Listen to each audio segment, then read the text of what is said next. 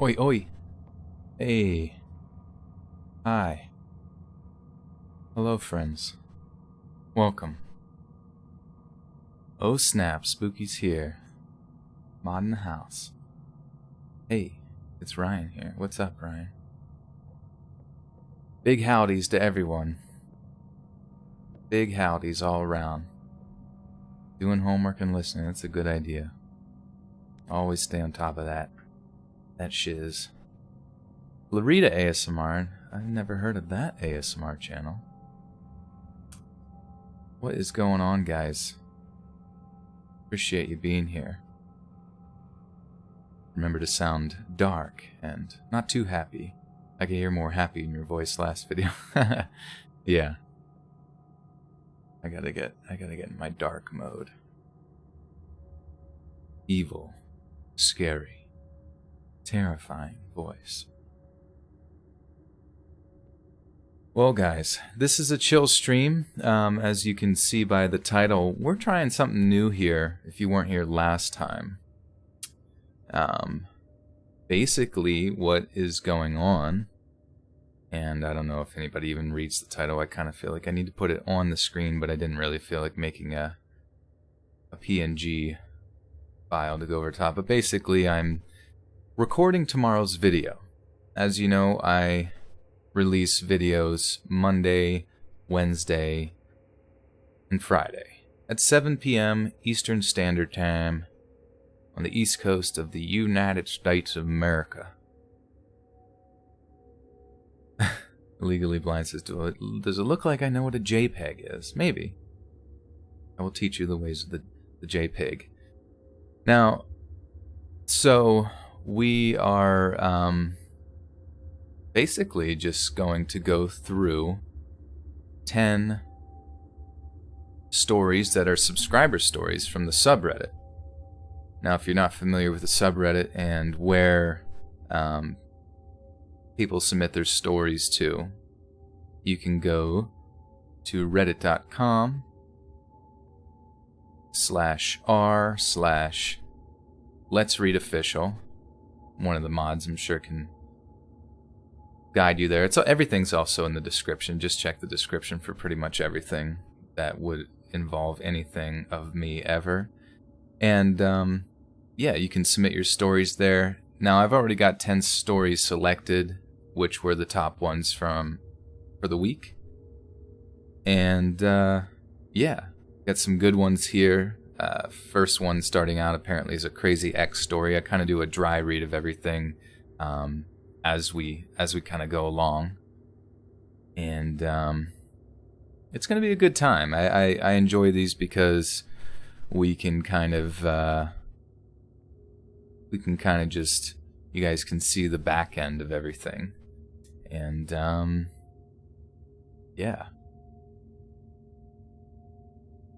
yeah, so just lay back, enjoy your time. You might notice that I start and stop quite a bit. I want to point that out because that was one of the comments with this stream, was that I started and stopped too much. But the reason I'm doing that is because I am using I have one microphone right now that you're hearing me through, and that is my headset, and then another microphone that I'm speaking into, which is my recording device, and I have to start and stop to create files, and if I mess something up, I have to stop, when normally if I was live streaming, I would not stop. Venikins with the $2 says, "Buy Pradeep Kitty some treats. Much love as always." Thank you, Venikins. Is he even? He's not in the room today. What is he doing? Where is he? Where is Pradeep? But yeah, guys, we got about 200 people rolling in right now, so I think that's a good time to start. I don't know if you guys are ready to start. And we can kick this bad boy off. The first story, as I said, is a Crazy X story. Johnny says, "I just had my wisdom teeth pulled, and I'm in pain, and still watching the stream. Love you, man." Hey, thank you, Johnny. That's a sacrifice you have made for the Buttersock cult here, and I appreciate that. Someone sounds tired. Is that me? Do I sound tired? Maybe I'm just born with a tired voice. I did just help move this big tread mill out of someone's house, and that was mildly exhausting. But yeah, otherwise I'm doing great. I feel nice and refreshed. I got clothes on. I got stretchy jeans that look like normal jeans, but in fact they're very comfortable and stretchy. And this is my natural voice. So yeah, let's kick this puppy off here, shall we? I'm going to switch over to show you guys the story, so if you're mildly interested at all and you're sitting at your desk, don't stare at the screen too hard. But yeah, you're gonna be able to read along with me here, which will make it even more fun. Like I said, I got about 10 stories we're gonna rock through here. We're gonna pound them out, and when I start and stop, yeah, that's just me making sure we get everything nice and perfect. So what I normally do is I do about 10 seconds of, while I'm recording, like 10 seconds of silence to kind of for the microphone to pick up the audio of the background. Sightless Sonderer, thank you for the 2. Thumbs up to you, my friend. So I'll do about 10 seconds of silence here, and that is just to create, eventually use that later to remove the background noise, which makes the audio that much more crisp. Crispy cream. So let's start that 10 seconds now.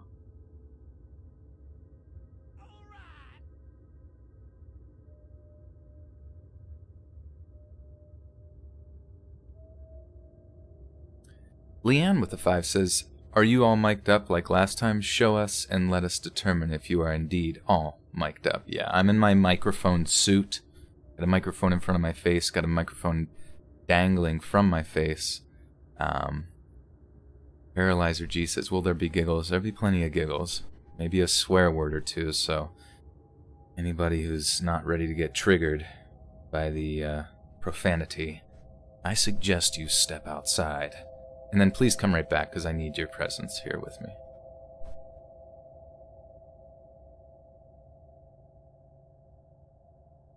So this was around a year ago now, and I'm writing this down so I can try and move past this horror ordeal. To start, I'm a 21-year-old female from England and live in a fairly small town. I met my ex, we'll call him Jay for privacy reasons, and the fact that I don't want him to read this and come and find me. I met Jay when I was 16 and started my first job at a pizza place.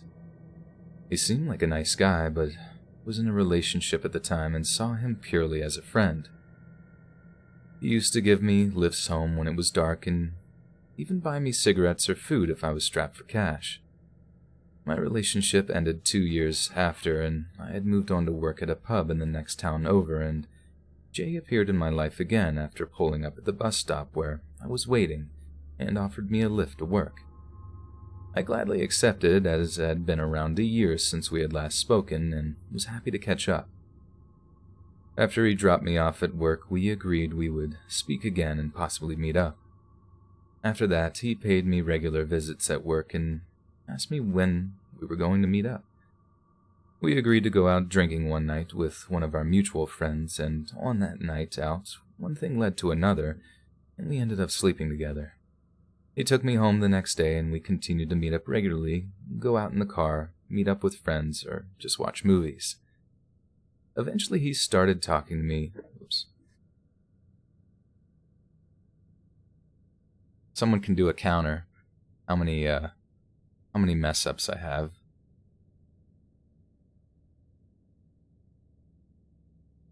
Let's mess up number 1.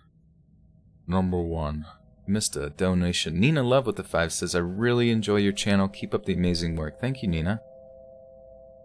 Appreciate the 5er. It's getting spicy in here. Yeah, it is.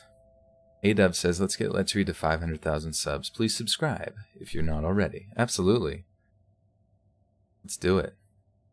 Get me up there. We are getting close, and we've been moving rapido, el rapido lately, and I really appreciate you guys helping me out.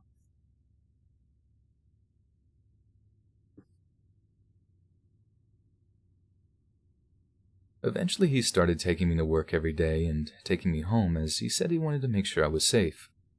It became easier that I would stay with him, so I began to basically live with him at his parents' house. Me and his family didn't get on for some reason, so they all took an instant disliking to me, so we eventually moved in with my parents.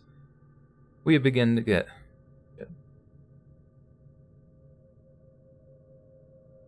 Cheyenne Dory Bob with the 5 says, "Happy birthday, man. Thank you for the awesome content. Unfortunately, I work at the moment."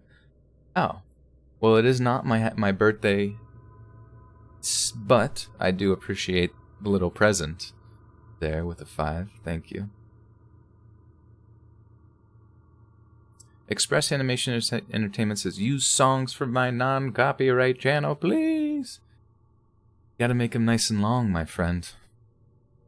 I love Iron Cthulhu because he makes, like, I mean, this video that I'm playing in the back right now is 11 hours long. I mean, that takes some serious dedication, though. We've been getting together. Okay, we've been together for a year. When is my birthday? My birthday is June 4th, so not for a little while here.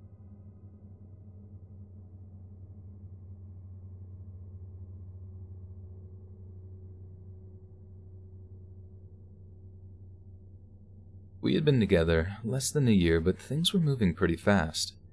He wanted us to get our own place, and I agreed, having always wanted a place of my own, and I did really like him, and thought even if things didn't work out romantically, he would be a good roommate. We agreed on these terms that we would get a place together, but if things didn't work out, we would carry out our lease and then move on from there. We began looking for places when his dad became suddenly ill and died a day or so later. It was such a shock, no one saw it coming, and no one took it harder than Jay did. The craziest part was that an hour or so after his dad had died, we went to walk his dogs, and he proposed to me. So this was in early November, and we had only been together since July the same year, and he had previously brought up marriage with me, but I had insisted it was too soon, and I was too young. I know it's crazy, but in his current state, I didn't feel like I could say no, so I agreed to his proposal. We moved into our 2-bedroom flat in the February of that year and began living together quite happily, and had agreed on a long engagement, which suited me.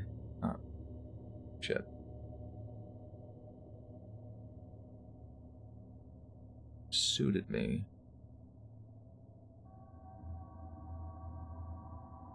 Okay. We moved into our 2-bedroom flat in February and began living together quite happily, had agreed on a long engagement, which suited me not wanting to get married so young, and also he wasn't hurt by any rejection.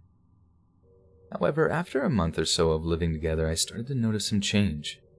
He became moody and short with me, like I was constantly irritating him, and didn't like it when I went out with my friends without him, and I later found out that he was going through my phone while I slept.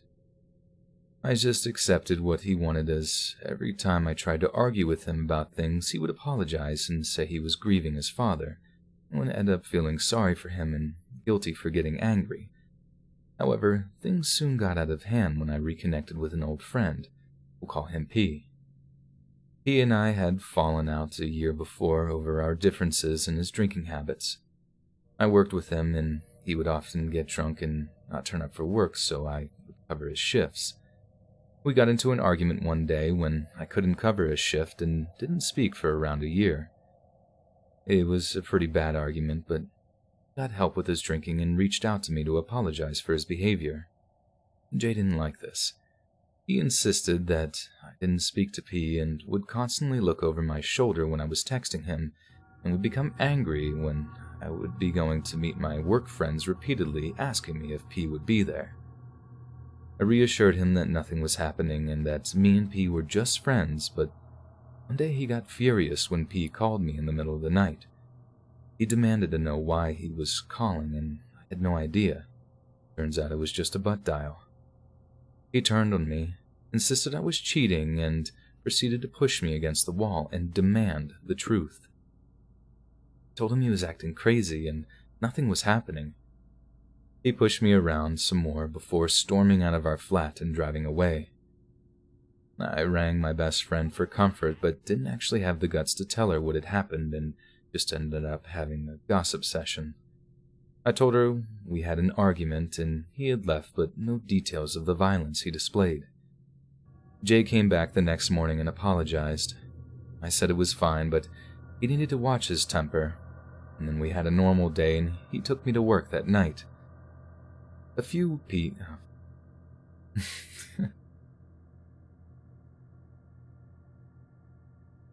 Sharon Morrison with the 5 Canadians says, shout out from Nova Scotia. Long-time listener and big fan. Thank you for sharing these stories.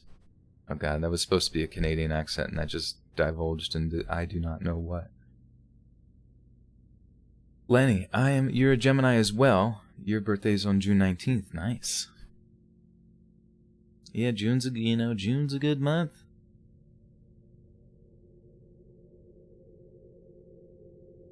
Express Animation Entertainment. If I donate to you, will it be possible to let me animate your stories so you can then share them on your channel? I collab with Wanzi and YouTubers, and I can send you video links to the animations. Well, you don't have to donate. I'd be more than happy to check your animations out. You know, if you want to link them to me in the submission email, which is letsreadsubmissions@gmail.com. And, yeah. I'm always looking, I'm definitely always looking for an animator. I just know that's like a really, really rare thing to come by sometimes where people are earnestly putting forth an effort to become an animator because it's not always the easiest thing to do, especially on YouTube.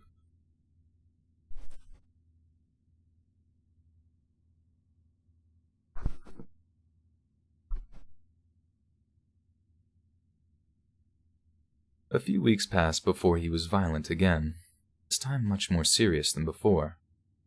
I had found out I was pregnant, but having had miscarriages before, I waited until I had the ultrasound to tell him. When I did, he went crazy, screaming about how I was a cheat and it wasn't his. I burst out crying, saying I wouldn't do that to him, but he wouldn't listen. He gave me a beating I wouldn't forget and then stormed out the flat again. I was bleeding. Shit.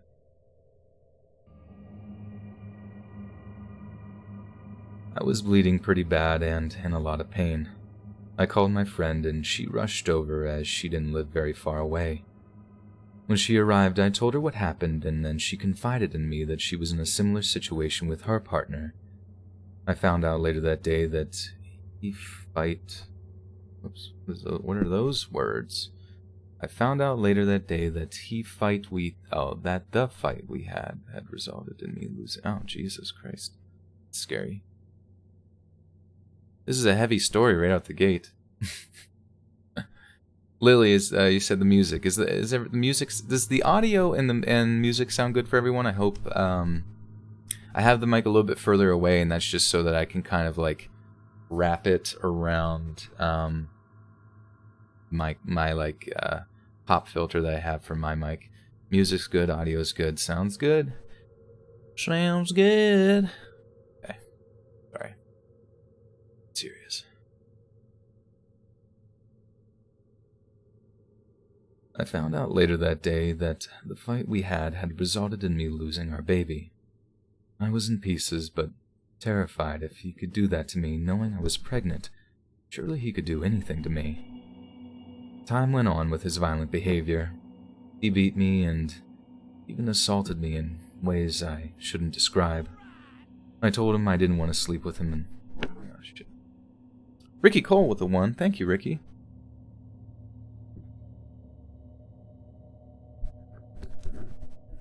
Crap.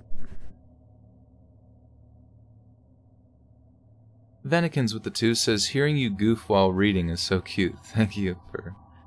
Absolutely, yes. I feel kind of bad, like, going, but, you know, it's interesting to go between the sort of fun mode that I'm having with you guys and then going to these pretty serious stories here. Um, so obviously I don't mean any disrespect to the authors, and also, yeah, I hope you guys, when this video releases tomorrow, I hope you guys show some love to all the authors that do submit their video or submit their stories and get used, because obviously I think people submitting their stories is kind of like a way for them to cope with certain things, and I think that's what's been so awesome about this community, is that everyone's been like super, super supportive of each other, and it just makes me happy to be a part of that, you know? I told my friend I was struggling with this. Wait, okay. Time went on with his violent behavior. He beat me and even assaulted me in ways I dare not describe. Didn't want to sleep with him. He accused me of sleeping with other people and then forced me into bed. I had told my friend I was struggling with his behavior and she didn't know what to do. I didn't want to go to the police because at the time I was convinced it was my fault, and he was a good guy, really. It was just bringing out the worst in him. I eventually broke things off, and to escape him, I went to stay with some friends in the next town over, where he didn't know where I was. This is where it gets really crazy. He started following all my colleagues home from work to find out where I was. This meant I had to keep moving from place to place, but I was scared putting my friends at risk. He dumped all my possessions at my parents' house, telling them I was a cheat and didn't want him anymore as I had found someone else. I eventually went to stay with P, my friend I had mentioned earlier. He told me he wasn't scared and wouldn't let Jay hurt me. Jay followed P home and had his friends follow him too to find out when I was there. He would have people sit outside the house and follow me. He would turn up at random times in the night demanding things like keys for the flat or money for the rent. I refused this as I had given my keys back to the real estate agents and explained to them that he had kicked me out, dumping my things at my parents' house. Jay would message me every date. I don't know why my voice is like already cracking. Raven Gray with the $2. Thank you, Raven. It says you're the best. Well, you're the best too.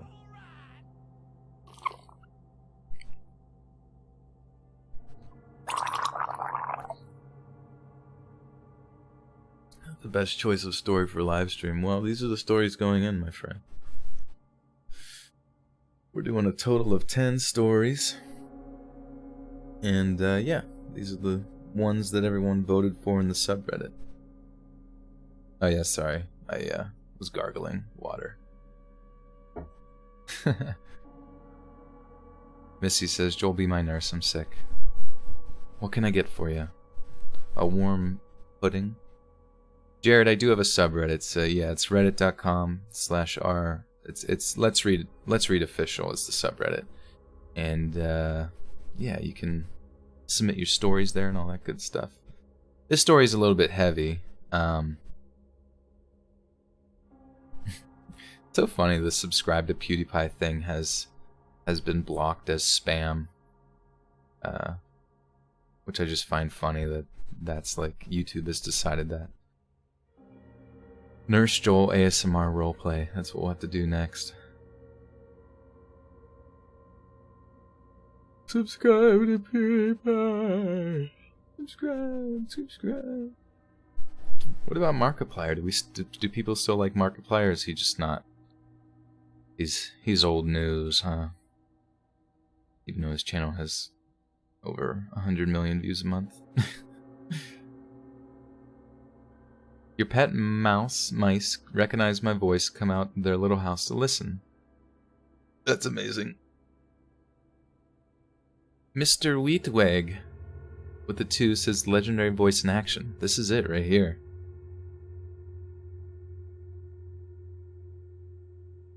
Alright,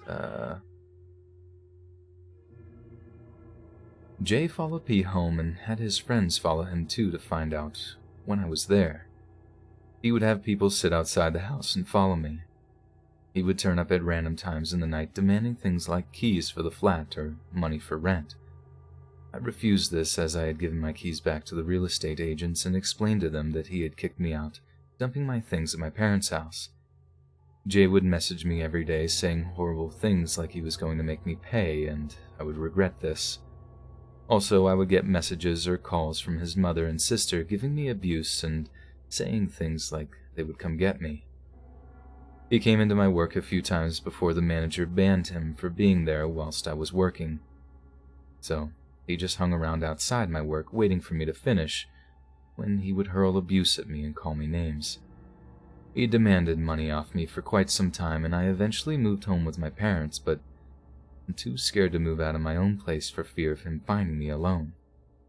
He still to this day tries to find contact with me through social media or coming to my work. He still hangs around outside my work waiting for me, but my managers are kind enough to let me stay when close and take me home so he can't get me. I really hope he moves on and stops tormenting me and my friends. We were together almost... Oh.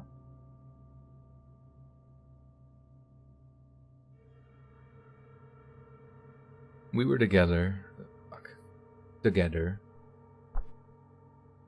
We were together all around 10 months and the whole thing was too fast and crazy. I truly hope I never have to go through this ever again.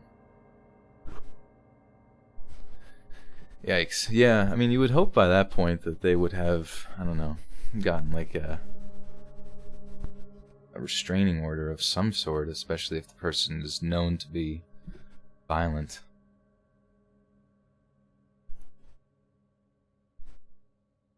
Eight mistakes. Oh, we're on 8 mistakes. Alright, yeah, keep that number tracking. We gotta keep this under 100.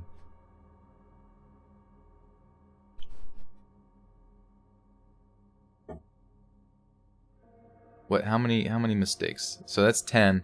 So that might put us at maybe 80, 90 mistakes, but I will let you guys take care of that. Alright, next story is, there's a lot of paranormal stories in this one, but I try to keep it, like, switch it up as we go and stuff, but we'll see how things flow. I do like paranormal stories, I just know that not everybody's, like, super duper into them.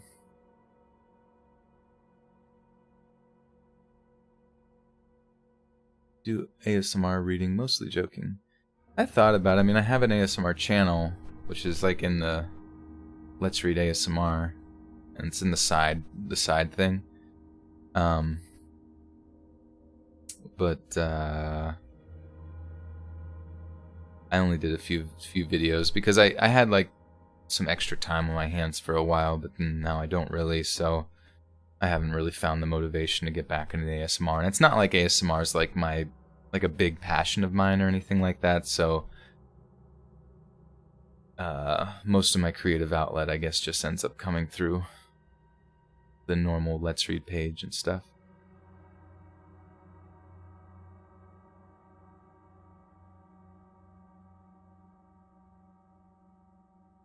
Alright. Shit.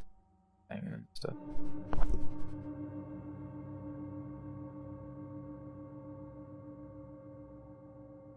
Tonight I missed a meeting with the devil.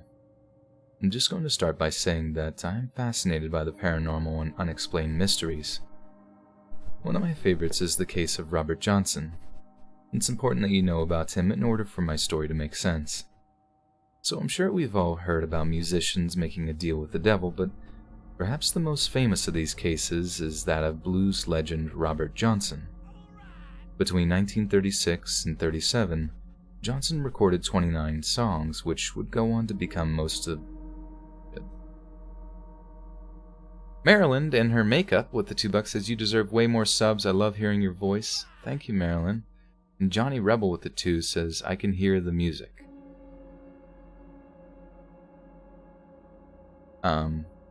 Yeah, hopefully hearing the music is a good thing.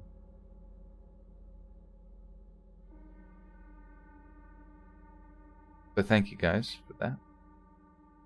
Alright, oh yeah, okay. Between 1936 and 37, Johnson recorded 29 songs which would go on to become some of the most influential music in history. He was loved by many, and people couldn't get enough of his music. But this wasn't always so. When he was younger, Robert would hang around local juke joints where famous musicians would be playing.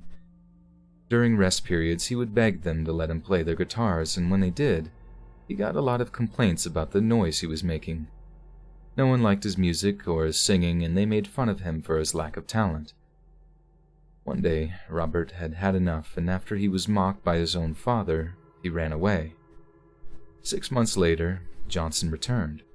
Walking into a bar called Banks, Mississippi with a guitar on his back, he made his way to the front.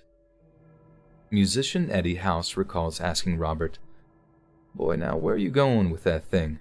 To annoy somebody else to death?" Johnson got up on stage and played the best guitar that he had ever heard. By the time he was done, everyone stood with their mouths open in complete awe of Robert's unnatural talent. A few blues musicians, Tommy Johnson, unrelated to Robert, explained the process of selling your soul to the devil. 1. Take your guitar to a crossroads between 12 a.m. and 3 a.m. and start playing. 2. A tall black man will walk up to you, take your guitar, tune it, and hand it back. 3. If you accept the guitar, you will be able to play anything. It was rumored that this is how Robert Johnson acquired his skills, and this was only perpetuated by some of his songs, such as Crossroad Blues, Hellhound on My Trail, Last Fair Deal Gone Down, Me and the Devil's Blues, Crossroad, and more. Robert died a year after returning to town at the age of 27. While it is believed that he may have been poisoned by a jealous husband, no one knows how or why he died. However, witnesses who saw him on the day he died said that he was crawling on all fours, barking like a dog. I've always wished I could be a good singer. I dabbled in a bit of guitar here and there, but I'm nowhere near as good as I'd like to be. Couple this with my fascination with the paranormal, and you may not be surprised to learn that I wanted to go to a crossroads at midnight, just out of some dark curiosity. I know nothing will happen, but what if? I thought about it for weeks, and I'd think to myself, I've not got much else to do. Let's just take my guitar and see what happens. There's a crossroads not far from where I live, and it's ideal. It's a perfect cross in the middle of nowhere, and it doesn't get many people passing through even during the day. Last week at about 12:15 on Saturday night, I was driving back from having dinner with my aunt, and I came to a T-junction on my way home. Now, I had a choice between turning left and getting home quicker, but it would be a windy road.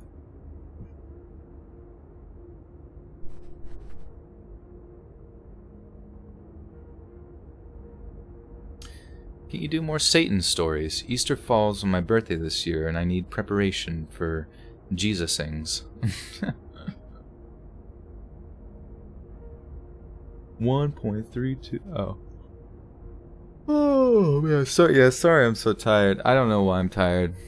I guess I didn't sleep a lot last night. I don't really remember. And I haven't eaten today. Sometimes I don't know, sometimes I just don't eat.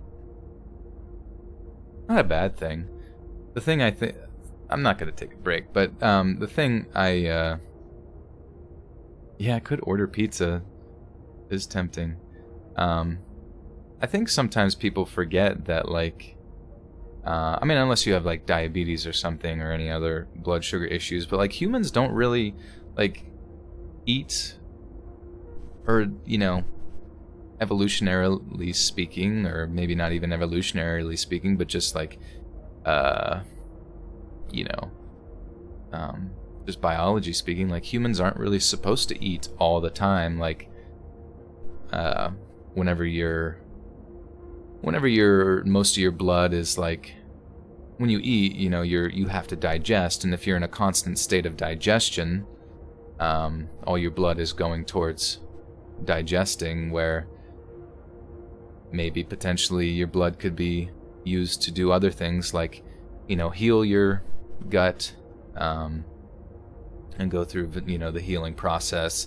The nice thing about like doing like a fasting once in a while, even if it's only for like 16 hours or something, like the inflammation that sometimes forms from like overeating, you know, you might think that you have a gut, but then if you actually did like a period of fasting, you know, the inflammation that forms in like your organs and your colon and stuff like that, or, you know, your gutty works, I guess, goes down a little bit, and you know, you just don't have really that like plump belly that you might normally have. But I don't know, I've always heard things about like cancers sort of like most cancers begin within the gut, and sometimes giving your stomach a break from eating for, even if it's like, you know, like a meal, like 8 hours to 16 hours, like you see a lot of benefit from that.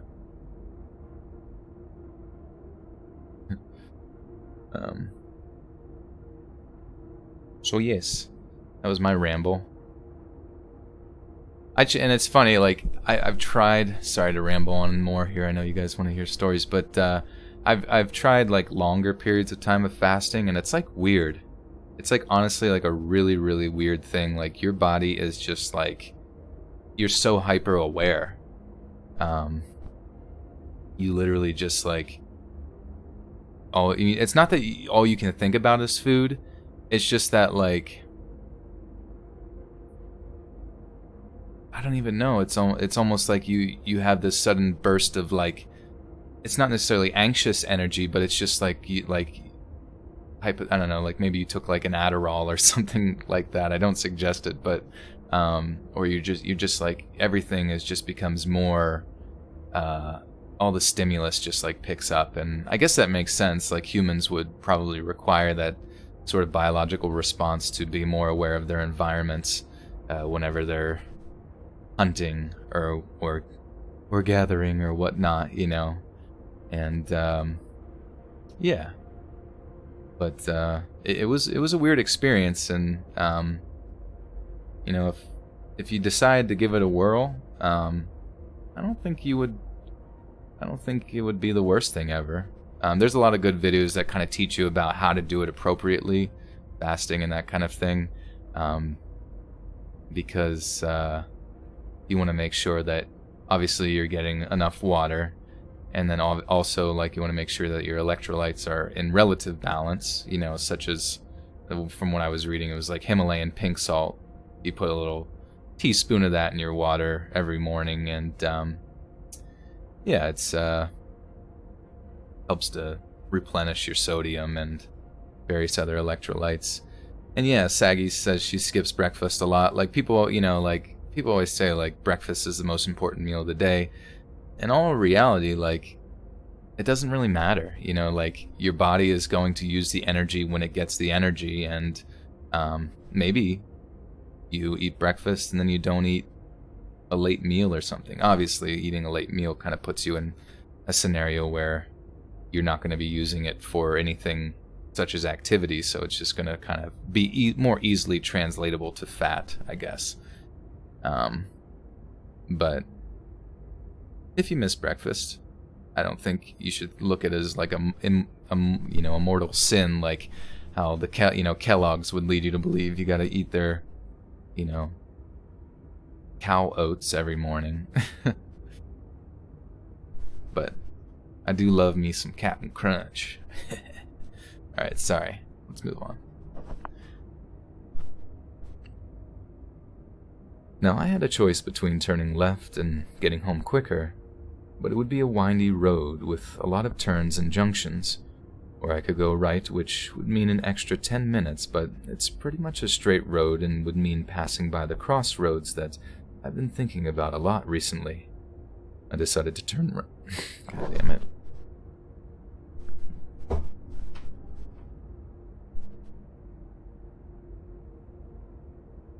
I decided to turn right. I followed the long straight country road and slowed down as I approached the country roads because I would have to take a right turn, and that's when I saw it. Out of nowhere, I saw a large black shadow figure standing on the driver's side of my car. He wore a flat cap and had a long black coat with his hands in his pockets. He must have been about 7 or 8 feet tall and was right next to my car as I drove past. I only noticed him when I got to about 5 meters from him, but all I could make out of him was his outline. As I continued to drive, I watched him until he went into a blind spot, and when I turned at the junction, he was gone. He had been standing in the open and was now nowhere. It scared the life out of me, if I'm being honest, and made my adrenaline spike. I know what I saw, and I've told a few people about this, and I feel like some of them are humoring me, and the rest think that I must have been seeing things after an hour-long drive, but I wasn't sleepy at all. I was blasting music out loud and singing along as this happened, so what was it? Was it just a tall man standing there waiting for someone to pick him up from the middle of nowhere? Or was the devil really waiting for me to strike a deal with him? They say you'll never need to call for the devil because he will come to you before you ask. So, could this be? Actually, I'm not going to end on that part because it says, so could this be what happened to me? What I'm going to end on is that last sentence because it's a lot more climactic. Lizzie, oof. I love that oof is like, I don't know. Oof is the new yikes. It's just such a funny word. Oof. Kit M with the $2. I must have missed her. Sorry about that. Love your channel. Been here since the beginning. Awesome. Or Kit. Thank you, Kit. You've been here a long time. It's crazy. Oofer gang. Gang. Dude, remember that guy who made the gang thing popular? Like he's like, yo, we out here smoking fat doinks and Amish. And he's like, gang. And yeah, now he's dead. And it just like makes me really sad. Because he literally was like 25 years old. But he was like morbidly obese, and he smoked that doink dank, like literally every second of every day. And I guess he died from a collapsed lung, which is pretty sad. Live fast, eat ass, and smoke grass. I like that. Words to live by, words to put on a t-shirt.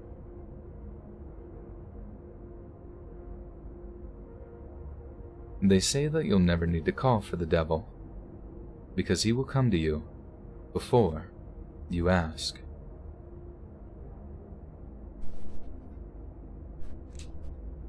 Morbid. It was a morbid sight. So this one's called The Two Men in the White Honda Civic.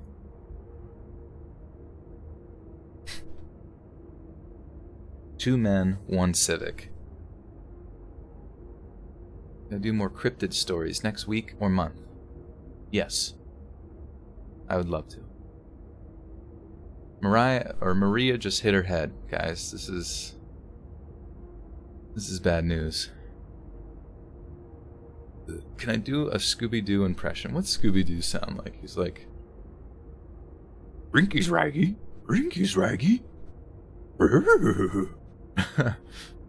Like zoink, Scoob. Man. Smoking fat doinks and Amish. Yeah, my Shaggy's not quite up to snuff. Rinky's Raggy smoking fat doinks and Amish.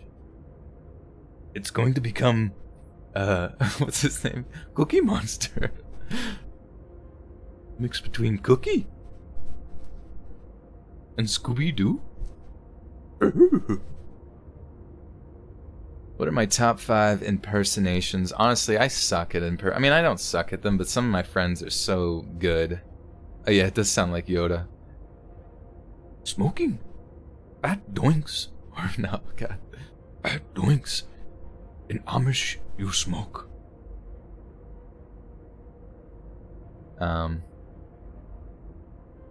Do I play Apex? Yeah, I played Apex.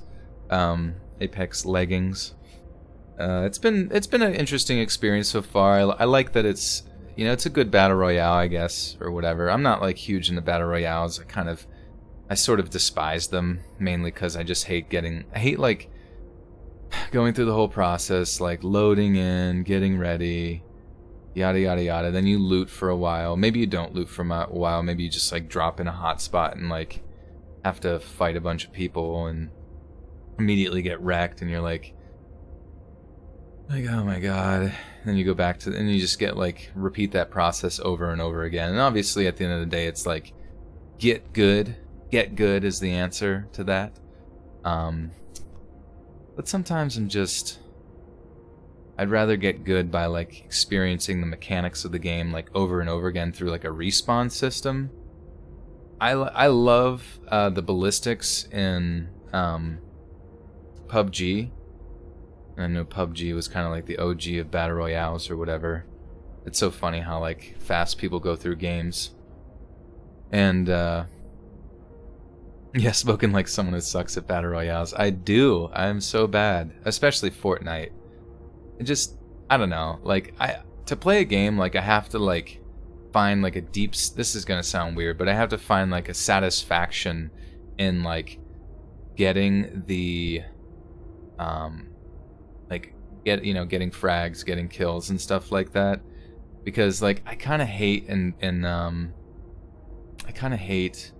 in battle royale games, like when you shoot someone, I hate seeing them go into that animation where they where they go down to their knees and they can crawl around, because it's just like very like unsatisfying. Like, oh, I just shot you and you're going through like the mechanical animation of, you know, it just feels like a video game. Like I think that's kind of why I play Overwatch so much, is because you can respawn, and it's a beautiful thing when it all works together. But like, just getting a headshot as Hanzo just feels so satisfying whenever they're just like lifeless ragdoll falls down into arrows just sticking out of their head or something. And I know that sounds like mildly sadistic or whatever, but fuck it. I mean, we're playing a game where we shoot each other, you know. That's, you guys are the weirdos, man. What the hell?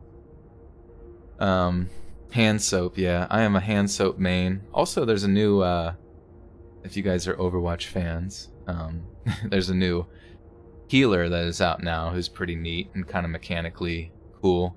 What does he have? His so basically he has like a grenade launcher that shoots kind of like Ana, but shoots healing. Doesn't do damage, but does healing. The grenade launcher is also a burst rifle, and so it's, you know, it does damage with the burst rifle but doesn't heal. And then the left shift heals him and I think people around him briefly. And then his E is pretty cool. He throws it down and it kind of does like almost like one of those like Mei robots, and I think it can be destroyed, which is nice. But basically it creates like a ring, and if you're in the ring, you literally can't die. Like, no matter if your health is always brought down to the bottom, there's always like a little bit of invulnerability life that it gives you. So that's kind of sweet. Also, if he holds crouch, he powers up a super jump, which gives him like some pretty decent mobility when trying to get to places, and then also escapability when getting around enemies and stuff like that. There's also his ultimate, which supposedly, we'll see what happens, but supposedly it's supposed to counter goats, which is the current meta, or the most effective composition of heroes in the game. And it's pretty neat. So basically you create like a window, and you just imagine like a sort of projection window that's about the size of your wall, and as people shoot through it, it like doubles the damage or it doubles the healing. And it literally, if you're in front of that, you just get like melted. Like, there was one of those like projection walls in front of us, and a Reinhardt threw his like fire strike through it, and it literally hit 3 of us and like killed us. So it's very similar to like powering somebody up, like a nano boost. But what's cool about it is that like the whole team can concentrate its fire on it, so you just do like insane amounts of damage. So we shall see what happens. Like, I feel bad because I kind of feel like Overwatch is like on the tail end of its life cycle, which, I mean, to make it 2 years in the video game world is pretty solid. Have I ever played Subnautica? I have not played Subnautica. I've watched it. It looks like a fun game. Like, I really like the aesthetic. It's very pretty. And seems like pretty chill. I watched Seagull. Do you guys ever watch Seagull? He's just an awesome dude. Like, watching people who are really good at games, who just, like, don't get angry, that's, like, the most impressive thing I think I've ever seen. My fave genre of video games, I guess I would say, like, first-person shooters, just because...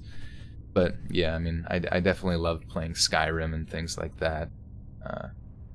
Played through Red Dead Redemption. That was pretty fun. I played the online briefly. I was kind of disappointed because, like, when you're playing an online shooter, you kind of want, like, the mechanics of the game to be really, like, just seamless and perfect. And Red Dead's controls were really shitty. And the worst part is the fact that, like, they have not changed their control scheme or just, like, the effectiveness of the controls since, like, Grand Theft Auto 4. Which, I mean, it's the same engine or whatever, sure, but I don't know, it's just kind of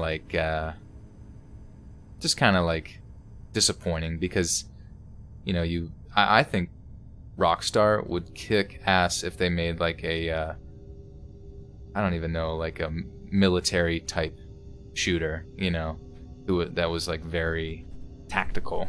But I don't know if they have it in them or really even think it's worth the money, but it would be sweet. How do I feel about Taylor Swift? I've had thoughts about Taylor Swift, let me tell you that. And the first thought that I've had about her is that I love this one genre of music. It's called synthwave. You guys probably are familiar with it. And synthwave is pretty cool. It's like basically like 80s inspired electronic music. And once in a while they'll like incorporate like, you know, musicians or singers, like vocalists or whatever, to be featured on their tracks. And it just sounds so beautiful because it just sounds like really awesome, like feel-good 80s music. And I'm like, dude, what's her name? Taylor Swift. Okay, like she's like one of the very few artists nowadays who like releases an album and it like kicks ass even in like physical sales, you know, because most people just stream music or illegally download it or whatever. But like her sales still, I'm fairly certain, just destroy.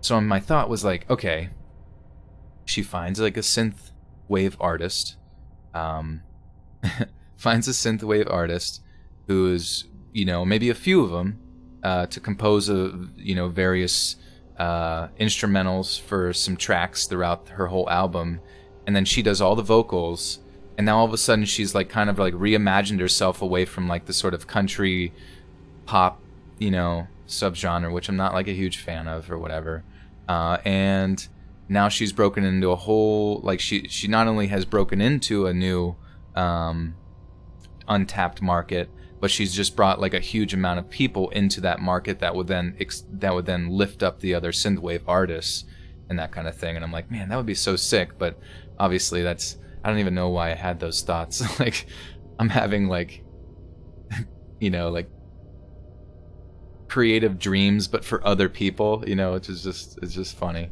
and probably not worth my time to think about. But Taylor, if you are in the chat, you know what to do. Yeah, Weezer is good. I like Weezer. Guys, also if you know Taylor Swift, just like clip that and send that to her. All right, this one's called The Two Men and the White Honda Civic. 2 men, 1 Civic.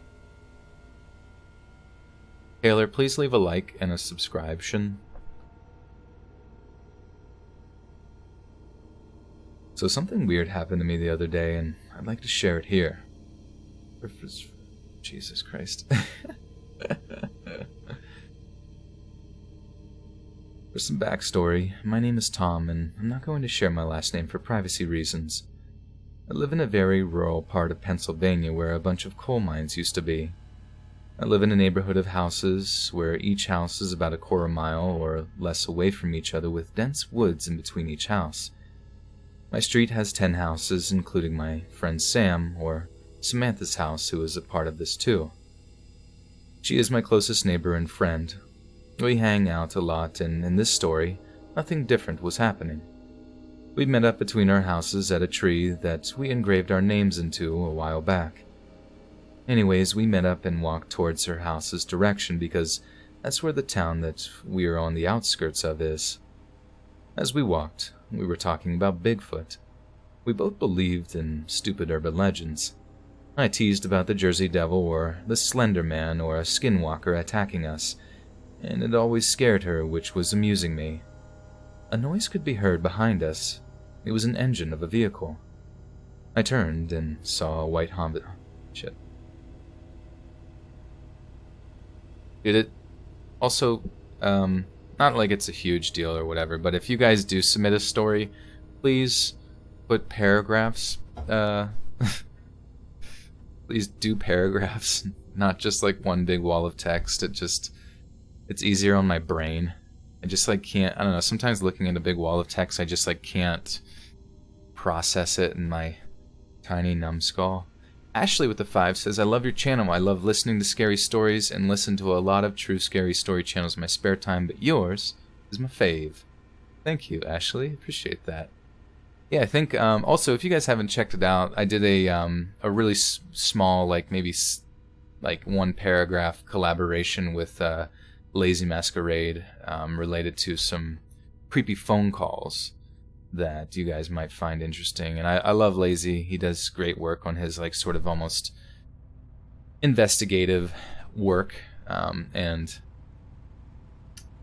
true crime related content, but he also does I mean, it's cool because it's basically like he's still telling stories, but they're almost in a fashion that's like a documentary style. So yeah, Lazy's the bomb dig. And you should go check that out. That's on his channel now. I turned and saw a white Honda Civic. Weird for people around here, coming up the road. I turned back, thinking nothing of it. As it passed, 2 men stared daggers at us. It was weird, but I shrugged it off. We made it to the edge of town, a 7-Eleven we go to often. In the parking lot, though, the white Honda Civic was there. We walked in and I saw one of the 2 men from earlier at the counter ordering a Slurpee and 2 Twix bars. He saw me enter and frowned, but turned to Sam and smiled. I grabbed her hand and took her immediately to the right of the entrance, where a bunch of magazines and books were. I told her I don't trust those men and that they seemed weird and up to something.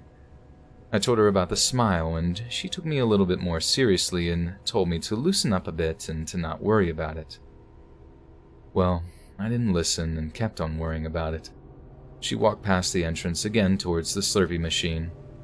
As she passed, the man, now walking out with his bag and drink, looked right at her, but... Oh, shit. Stiltskin. What is Stiltskin? Can you give a shout out to your cat son Stiltskin? He's named after a Final Fantasy character, plus Lazy is the greatest. Yeah, absolutely. Shout out to Stiltskin. What's good, Stiltskin? What is it, 13 or 15, guys? How many mistakes? We need to figure it out.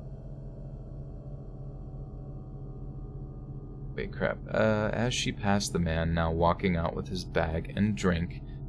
Wait, as she passed, the man, now walking out with his bag and drink, looked right at her, but. Okay.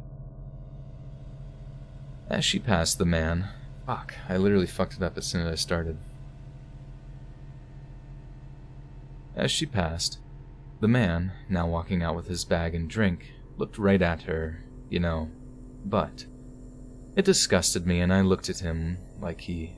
damn it. It disgusted me, and I looked at him like he just committed a crime. He said, "What are you gonna do about it, little guy?" Then walked out. I thought, why would he talk to me like that? I wasn't even a threat to his whole weird idea that looking at underage girls was cool or something. These men now crossed the line, and it bothered me badly. I called my mom to come to us because there were weird men and she said that she'll be there shortly. Sam came back over with her Coke and cherry mix Slurpee, what she always gets, and got a pretzel. I picked up Twizzlers and paid for everything, being the respectable gentleman I was. As we walked out, I saw the Honda Civic still in its parking spot, but no two men. A feeling of being watched came over me and creeped me out. I told Sam, "Hey, let's meet my mom on her way here by starting the walk." She shrugged and said okay. I opened my Twizzlers and munched on them as we walked onto the road leaving town. Trees started to come over us as we walked further. Soon enough, we both heard footsteps in the woods to our left. We turned and saw a man. I haven't seen this man before, so we were creeped out. I said, "Sir, do you need assistance?" Hoping that that was the case and not a "I'm here to hurt you" case. He then sprinted at us. I dropped my Twizzlers and Sam dropped her pretzel and Slurpee and we ran. I then heard an engine behind us. I turned and saw the man turn around, now running towards a white Honda Civic. The man in the store was in the driver's seat. I was speechless. I knew something was up with these people from the start. I told Sam to run faster and that it's the men from the 7-Eleven. We ran as the white Honda Civic pulled ahead of us and the men got out. I grabbed Sam's hand and pulled her behind me. I wanted to show as much dominance as possible. One said, "Oh, look at that. He's protecting his girlfriend." I shouted back she's not my girlfriend and I called the police. The one man then pulled out a knife and said, "I don't want to hurt you, but you're arresting." Oh, God. Michael Phelps shows up. Michael Phelps swims through the concrete of the road and cuts the car in half. The one man then pulled out a knife and said, "I don't want to hurt you, but if you're resisting, I will." They started to approach as lights shone from behind them. It was my mom. She pulled up in front of us, obstructing our view of the men. Me and Sam got in and she pulled away. We drive home safely, not seeing those men or the white Honda Civic again. But what I do know is blah blah blah blah. I will start carrying a knife. Okay. But what I do know is we'll start carrying a knife around with me everywhere, and a message for everyone reading. Be careful out there. There are crazy people, creepy people out there. My guess is these men were traffickers, but I don't know, and I'm thankful I never will.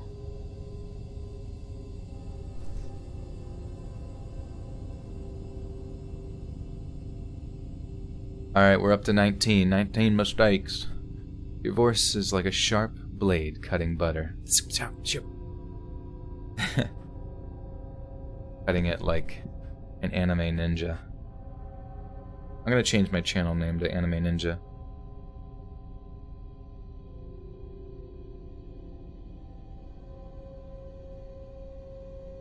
You guys really want the face reveal, it's pretty funny. Prepare to be disappointed. To the point where you say yuck and you unsubscribe. Yuck, yucky. Hate looking at it.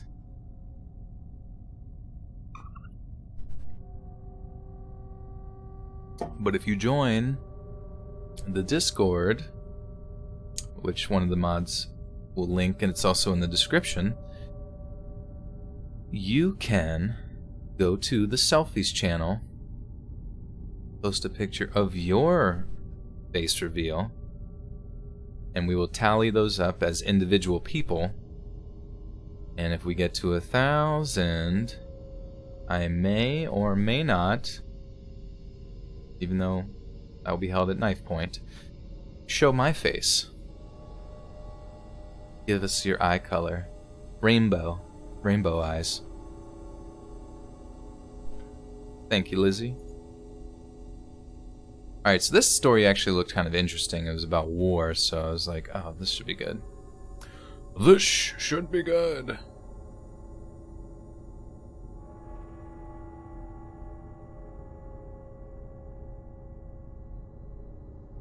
hand reveal. The handsiest of reveals. How do you read? Oh, well, I use my voice, my mouth. I look at something. It is interesting, like, how... Like, what the heck is reading? Oh, you know it would be really weird? If, like, if for some reason, instead of speaking with, like, our voices, if just from the dawn of time, like, humans just naturally communicated with their, like, hands and, like, sign language. Like, it was just, like, we never thought of anything other than using sign language. That'd be so weird. How about your lips? Lips reveal. My zodiac sign. I guess I'm a gem. I'm a beautiful gem. Make sure to get a tetanus shot so you don't get lockjaw. I guess I got that a long time ago. But I don't know. Oh man, why am I tired? I don't know. It's part of the ASMR though. You guys like it. Why are you sad that you're a Libra?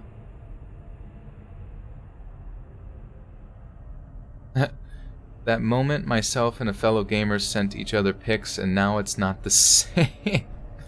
That's pretty funny. I know the feeling.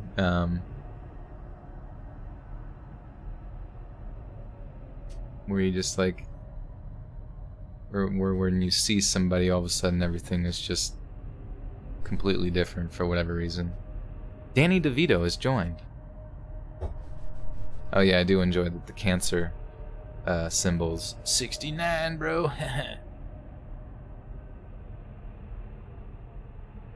As a preface to the story, I would like to mention that this is one of my father's spine-chilling Korean war stories, but since today is his birthday, he would have been 86.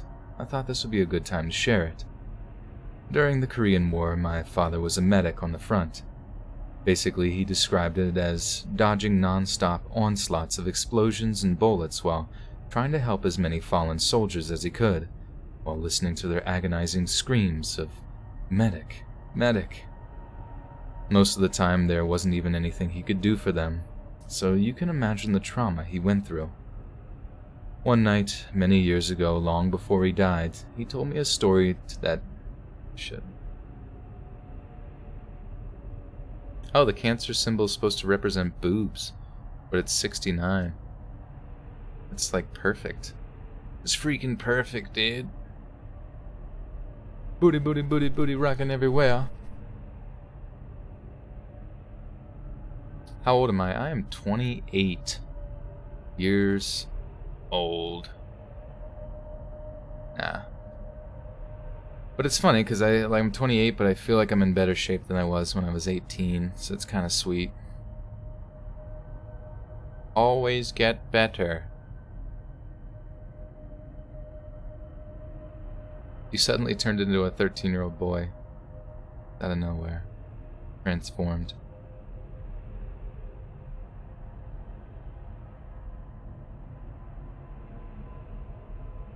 One night, many years ago, long before he died, he told me a story that to this day still gives me chills. He told me that when he wasn't on the front, trying to save lives, he would be back at the base camp assisting doctors and basically doing whatever he was ordered to do. For obvious reasons, he tried not to get too close to anyone, but the constant stress he was under made it impossible not to have a few close buddies. They would mostly just exchange stories about back home, share letters, bum cigarettes off of each other, and kick a ball around during their breaks.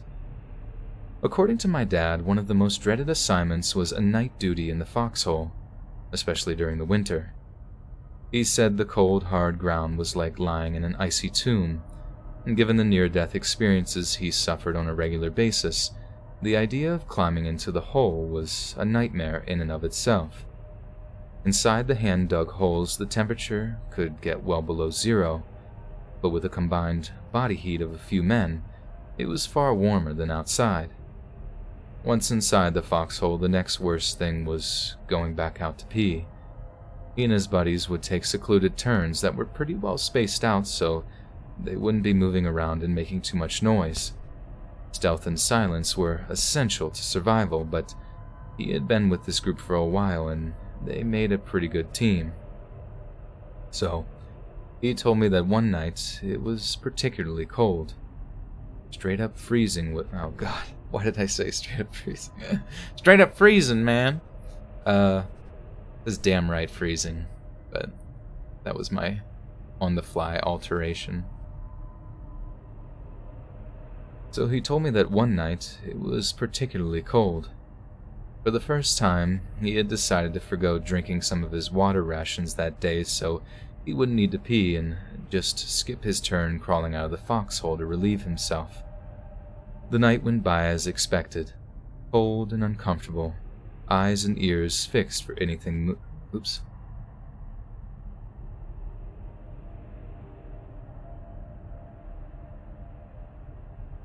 Blue Note with the $30.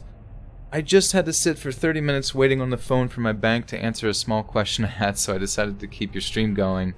This is a small thanks for keeping me entertained during my wait. P.S. I love you. Thank you so much. 30, that's huge. I really appreciate it. And I hope you got that question answered.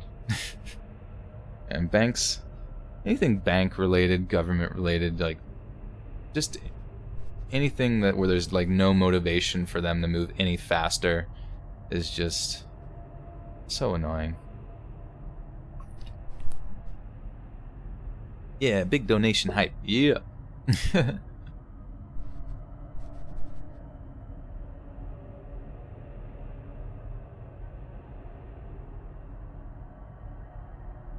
The night went by as expected, cold and uncomfortable, eyes and ears fixed for any possible movement, and the occasional silent communication among the group using hand and facial gestures. It was getting close to 4 a.m., his turn to crawl out to pee. The sergeant in command beckoned him to get ready to go, and he motioned that he didn't need to, but instead of getting the anticipated "suit yourself" reply, he got the "that's an order" silent gesture. He knew that there was absolutely no arguing against an order, so reluctantly, he crawled out of the hole on his belly. At the designated points, he rose to his knees and continued to the area assigned for the soldiers to relieve themselves. Obviously, given the circumstances, he went ahead and quietly did so. When he finished, he retraced his path in the same manner, crawling on his knees and then back down on his belly. Suddenly, he stopped dead in his tracks. He heard a crack clear as day. His body was shivering on the freezing ground, but he didn't move an inch. He waited. He heard it again. It sounded like a branch snapping and the soft crush of dry leaves. Suddenly,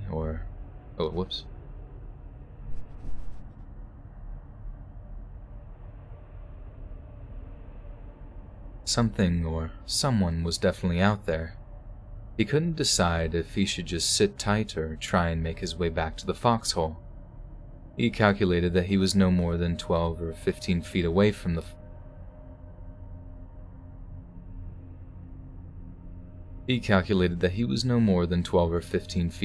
hole, but he might as well have been 100 yards away. His mind was racing. If it was an animal, then the joke would be on him, but if it was the enemy, he didn't want to accidentally give away the foxhole's location, but at the same time, he desperately wanted to warn his buddies. And what he said felt like an eternity, but what was probably no more than a minute. He lay perfectly still, listening and debating what course of action to take. And then he heard the voices.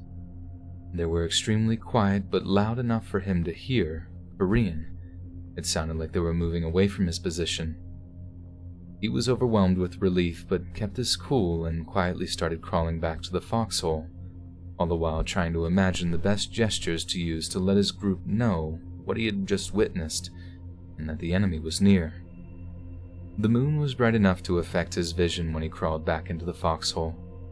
Just inside, he waited a moment for his eyes to begin adjusting to the pitch dark. He still couldn't see his hand in front of his face, but he wanted to get back into position. Oops. Oh shit. I had to stop that because Mastery donates $10, says happy birthday. Well, you know, maybe I can have 2 birthdays this year. That sounds good to me. But thank you for the 10. I would donate, but I'm a broke 13-year-old fetus. Oh my god. Pretty funny. Jokes to me are just as good as money, right guys? Tell me a good joke. Wow. I'm just lining my microphone up again here. Crap. The moon was bright enough to affect his vision when he crawled back into the foxhole. Just inside, he waited a moment for his eyes to begin adjusting to the pitch dark. He still couldn't see his hand in front of his face, but he wanted to get back into position and away from the cold air seeping in through the foxhole opening. Careful not to run into anyone, he eased onto his hands and knees. The ground felt icy cold. Slowly he began to crawl towards his spot, but immediately the hand he put his weight on slipped and he lost his balance. His upper body fell hard against the ground. When he tried to pull himself back up, he slipped again, but this time he could feel it and could smell it. Terrified, he panicked. The more he tried to just get up, the more he slipped and slithered. The warmth, the smell of iron, and the horrific silence were more than his eyes ever needed to see. They were all dead. In a sneak attack, the enemy had surprised his buddies and cut their throats, while he had been ordered out to pee. Holy shit, that's a sad story. Slipped and slithered. Oh my god.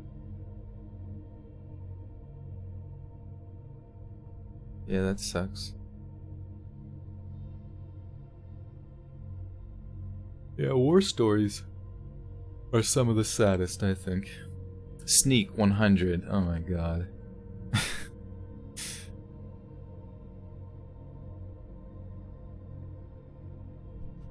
Spent all my money on K-pop, and now I can't feed myself. I just gave it all to you. Do you guys think I'm as good as a K-pop superstar?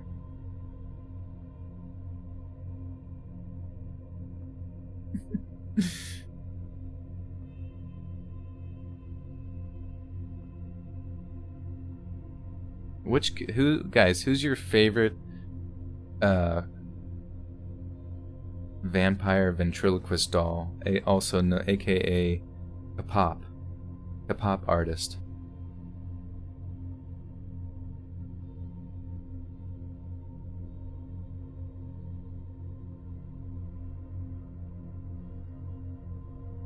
I want to join a K-pop band, da da da da. It's so weird. K-pop is so weird to me because it's like, you know, in the United States, the boy band fad was like a late 90s, early 2000s thing, and then all of a sudden, like, you know, 20 years later, here we are in Korea. Now, I know it's not just boy band, girl band type stuff, but I'm just saying, you know, like, if we really have to say who's the best K-pop band, I'm gonna have to say NSYNC, you know what I mean? Alright, how do you pronounce this? I snuck inside an actual haunted building, paranormal experience. I live in Jeddah, Saudi Arabia. Let's see.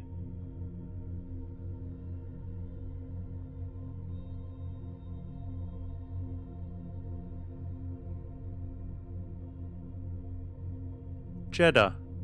Jeddah. Okay. Hopefully that didn't blow anybody's ears out. I drive a Jeddah in Saudi Arabia. Hanson was the best boy band. I agree. Are they still on tour? Are they still boys?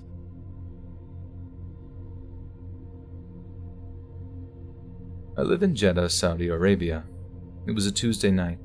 I was lying on my bed trying to get some sleep. I lay there for about 3 hours until I decided to get up and take a walk around my neighborhood just to clear my head. It was 2 in the morning. I was walking down the street when I remembered there was an abandoned building in our neighborhood. I decided to visit it. People say that this building is haunted. I always wanted to see what was inside that building. The building itself looked really creepy. Broken windows, a huge metal door which said no entry with red paint. As an 18-year-old college student, I wanted to be adventurous. I climbed through one of the broken windows and got inside the building. I took out my phone and started to record so I could show off in front of my friends. Just to let you guys know, my phone works completely fine and there's no problem in it. The place was really dark, and the only source of light in that building was from my phone. It took me a couple of seconds to realize I was inside a small room.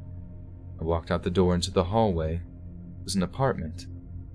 I was doing commentary while recording to make it look cool. I got out of the apartment and into the main hall of the building. Here's a picture of the main hall. Oh, what the heck? Oh, that's weird. I wonder why this person says here's a picture of the hall,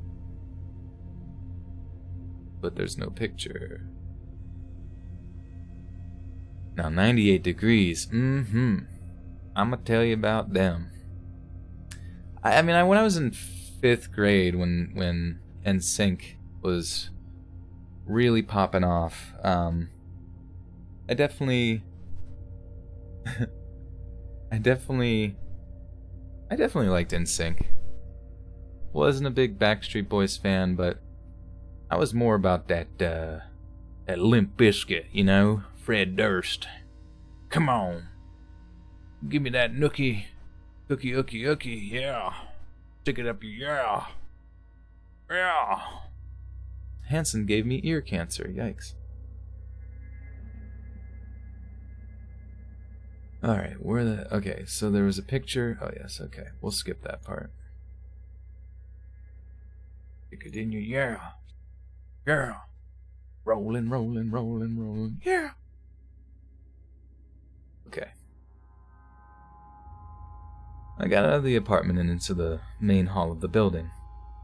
On the left side of the elevator, there is a small passageway which leads to a really small room under the stairs. Picture shown. God damn it, why did they write picture shown when there's literally 0 picture? All I can do is read off the teleprompter.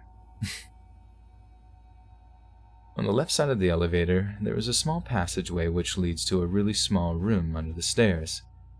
I went there to investigate. When I got close to the room, I heard a clicking noise coming from the first floor. I was frozen for a split second.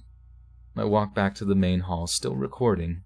Then I heard a loud sound of metal dropping on concrete. I almost crapped my pants. I wanted to get out of there, but something inside me told a good... Rabbit Hamster with the 2 says, about to fall asleep. Good night, much love. Thank you, Rabbit Hamster. Stay cozy. I wanted to get out of there, but something inside me told a good... Jesus, I can't do this. Limp cookie. I wanted to get out of there, but something inside of me told me to go upstairs and find out what it was. I started walking up the stairs as slowly as I could. I don't even know what I was expecting to see up there. I got to the first floor. As usual, it was dark, but it got colder. This event took place in the middle of August.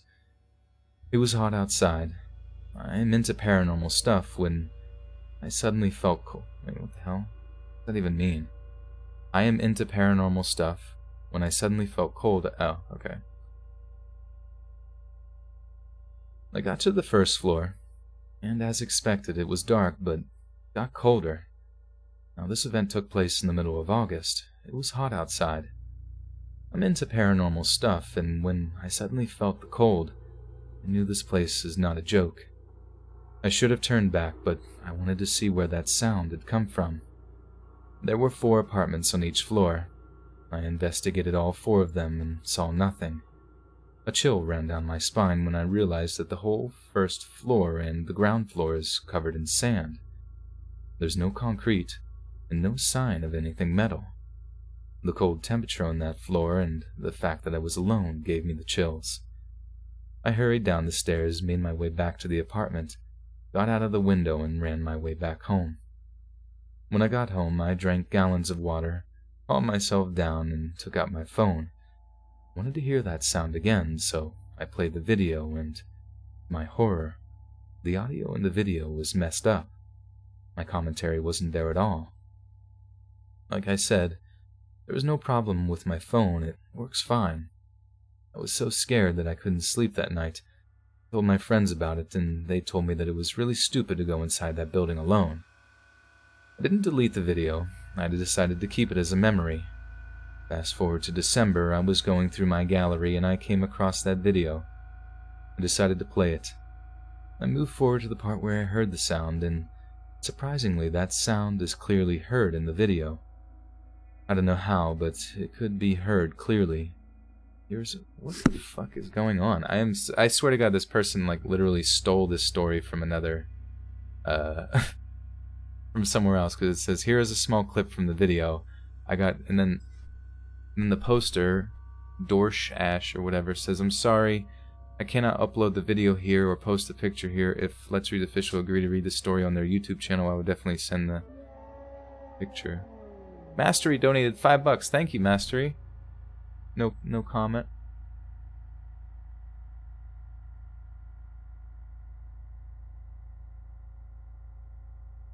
Well, Dorsh Ann 84894, if you are in this chat right now, we need that video. It must exist. Bennikin's $2. Back from work. Did you find Pradeep yet? I don't know. He's hiding somewhere. Probably hunting meese.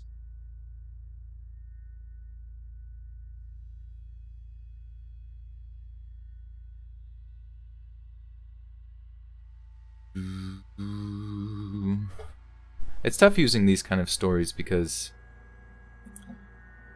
I mean, everyone's gonna be like, hey man, where's the video? I'll just have to PM this guy.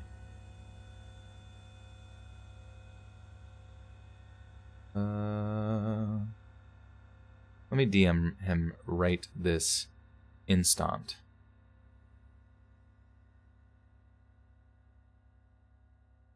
What are the... send message? Sorry guys, real quick. Need spooky video. Dave donated $2. Thank you, Dave. Did you leave a message? I don't know if you left a message. Need spooky video. Story. Your story's getting used. Need spooky video ASAP. Or ASPA. ASAP. Send to Let's Read Submissions at gmail.com. Send it to my firstborn son. His name is Jamail. Okay. Da-da. Da-da-da-da. Halo theme. Oh, look at that. Dave, thanks for the $2 again. Saniko-san with the 5 says, should be sleeping for work at 3 a.m., but your channel is life. Thank you. Appreciate that. And Casey Strange with the $10. People are just making it rain. Skirt, skirt. Alright, let's see how we can finish this story while making it on the potentiality that we probably won't have that video available.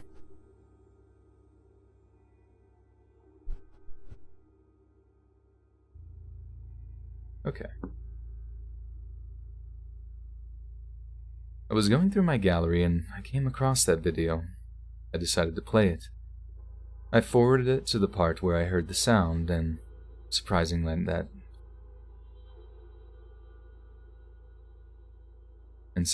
that sound is clearly heard in the video. I don't know how, but it could be heard clearly. I got goosebumps and closed my phone. I promised myself not to go near that building ever again. Send V-Bucks. Alright, this one should be good. Well, this is a long one. challenge run. Can I make it through without a single mistake? That's going to require Zen-like concentration, my friends.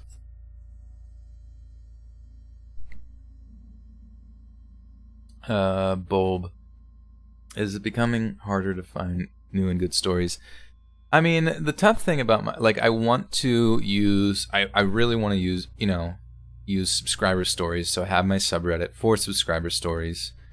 But because it's kind of a smaller subreddit, like, we don't have a lot to pick from. So we definitely get good ones there.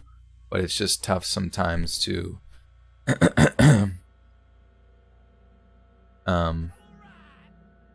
it's tough to, like, be picky with it because we don't get a ton of stories on that subreddit. Though Spooky Whispers does a great job at, getting permission from the more popular stories over at Let's Not Meet and Our Paranormal, so that's cool. Samantha with the 2 says Jack Skellington impression and collab with Rob Gavigan. And Mastery with the 10 says thanks for the content. Thank you, Mastery. Making it rain. Jack Skellington.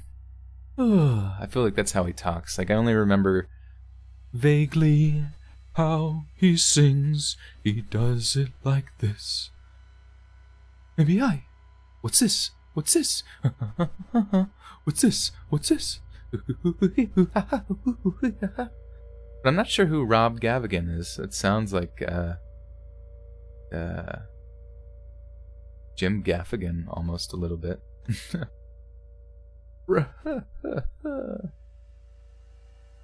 Fun fact, his singing voice actor and his speaking voice actor are different people. Ah. That is cool. Wonder if they'll hire me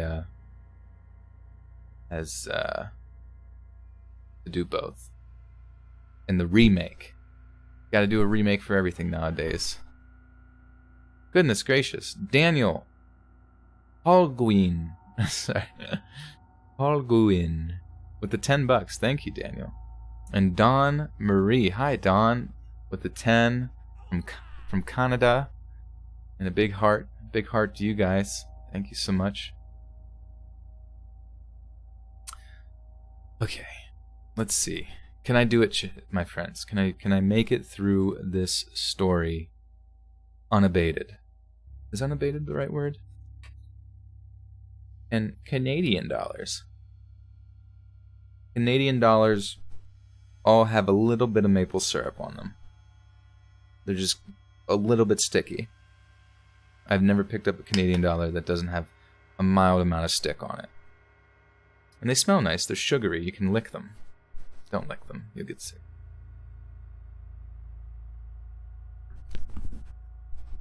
They're all maple scented. Perfect. The following events that I am about to tell you happened to me and my mother at separate times, and both stories still scare the life out of me today. But first, I need to give you some backstory. I live in a small town in Texas with less than 2,000 people. I am 19 right now, but both stories I am telling you occurred about 27 years apart from each other. The first story was when my mom was 18, and the second story was when I was 14. Side note, I don't feel comfortable using anyone's real names, so I'll just be using fake ones. The events of the first story happened during my mom's senior year of high school, so probably around 86 or 87. It was about mid-March, and my mom had the idea of celebrating, since it was the start of spring break and also her best friend, Judy's, birthday. Her and her friends had the idea to go out to the local lake near our town. I remember that lake relatively easily. It was roughly an hour and a half from the town I lived in, and my family used to be really big in the outdoors, so we would often go there during our summers to camp and swim and all that. Good times. My mom was never a particularly paranoid person, but she was always one to be wary of her surroundings. She could always tell when something was off, and she would take any means necessary to protect herself. This would mean carrying around her pocket knife wherever she could. I don't think she ever thought that she would need it. It was more of a precaution, but on this particular night, she definitely did. She was out at the lake with her friends boozing, listening to music, swimming, and making out with her boyfriends and just having a good time. Crap, I need to catch that. Headbutt Will donated $2. Oof, oof, oof. Oh, that's funny. Oof, oof, oof. Those donations, I have to stop because otherwise, I mean, I could go to my, like, dashboard and find it, but it's just way easier to, like, it's just, like, way easier to, look at it really quickly before it goes away, and I don't have to click off anything. Venikin's art with a 5 says, stop being so damn awesome and you'll stop getting interrupted by donations. That's okay. I appreciate that.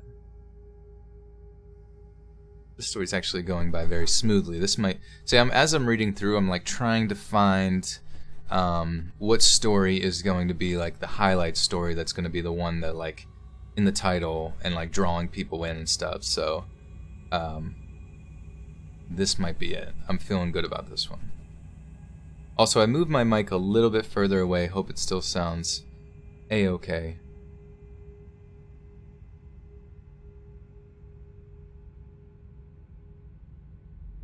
I can remember the lake relatively easily. It was roughly an hour and a half from the town I lived in, and my family used to be really big on the outdoors, so we would often go there during our summers to camp and swim and all that. Good times. Anyways, my mom was never a particularly paranoid person, but she was always one to be wary of her surroundings. She could always tell when something was off, and she would take any means necessary to protect herself. This would mean carrying around her pocket knife wherever she could. I don't think she ever thought she would need it. It was more of a precaution, but on this particular night she definitely did. She was out at the lake with her friends boozing, listening to music, swimming, and making out with her... Oh, fuck.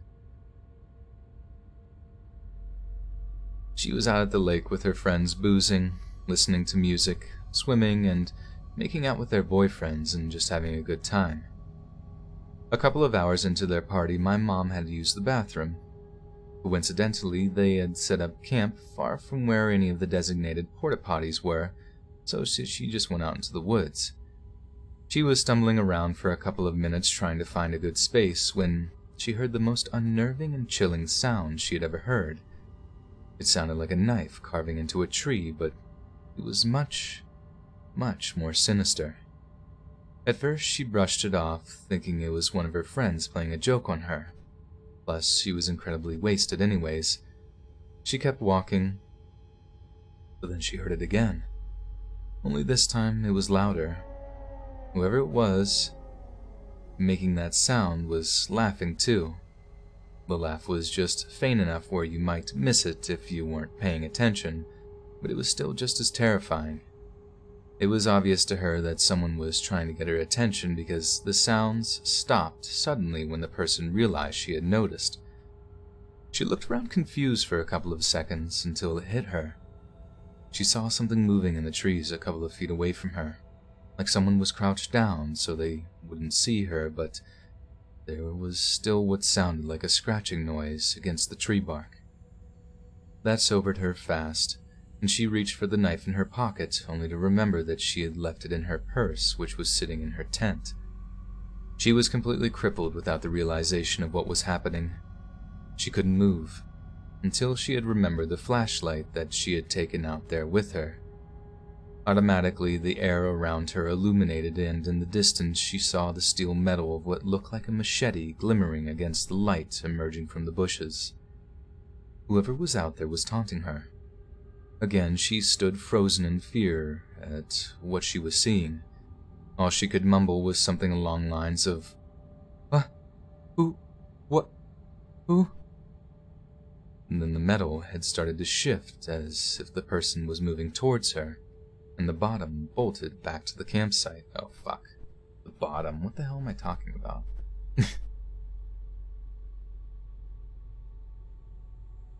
Then the metal had started to shift as if the person was moving towards her, and my mom bolted back to the campsite. When she finally found her friends, she ran into her tent and retrieved the pocket knife. I don't know how she planned on defending herself in a machete to pocket knife fight, but I think she just clinged onto what protection she could.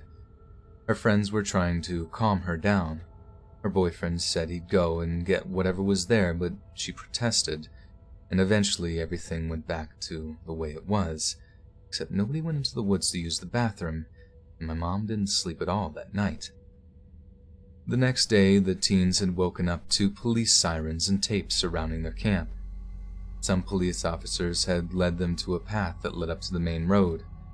My mom cried as she hugged my grandparents when she saw them. Everyone gave their statements, and the police informed them that the man was out there. God damn it. Tia Dalma has a German accent. German. What does German sound like? Guten Tag. I have a German accent, and this is how I talk, and I have beautiful braided hair. What's my favorite meme at the moment? I posted it in our Discord. It's a picture of a cat with a bat, and it says soup time. And it's pretty good. What was I doing? My mom cried. My mom cried as she hugged my grandparents when she saw them. Everyone gave their statements, and the police informed them that the man that was out there had more than likely traveled to the spot after ending the life of a high school principal, attempting to assault his wife in a neighboring town a few hours before. Apparently, the guy had shot through the door of their house.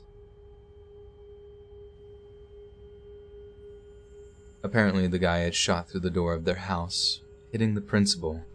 He also attempted to break down the door before the man's wife had threatened to call the cops. He ran aft. Soup time. He ran off after that and traveled down to the lake.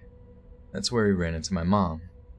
While the police were searching the area, they found a machete laying on the ground, 2 hunting knives taped to 2 different trees, a Bowie knife, and a mix of a few energy pills and Jameson bottles next to what looked like dried vomit in the grass. They assumed that he had crouched in the bushes a few yards from where my mom and her friends were partying, waiting for someone to come in the woods to pee. Then, he would do God knows what to them. They told my mom she had left at exactly the right time because sometime after, he had thrown up, probably due to mixing the pills in the alcohol, and more than likely left the premises. During the trials, they found out that the boy was planning on these for months. God damn it. Yeah, that swear jar is probably more full than all the donation you guys have given tonight. During the trials, they had found out the boy was planning these for months. Oh shit. Ligma or Ligma? What do you guys think? During the trial, they found out the boy was planning this for months. He was apparently into the occult and other satanic stuff like that, and had gotten a girl in a neighboring town pregnant shortly before the incident. Her parents were furious, and they had taken the first steps to ensuring he would be sent to prison, as he was 18 and his girlfriend was only 16. He admitted to going to their house, ring their doorbell. I need to think of what other word is good for killing. He admitted to going to their house, ringing their doorbell, and killing her dad and attempting to break in. Oh, yikes.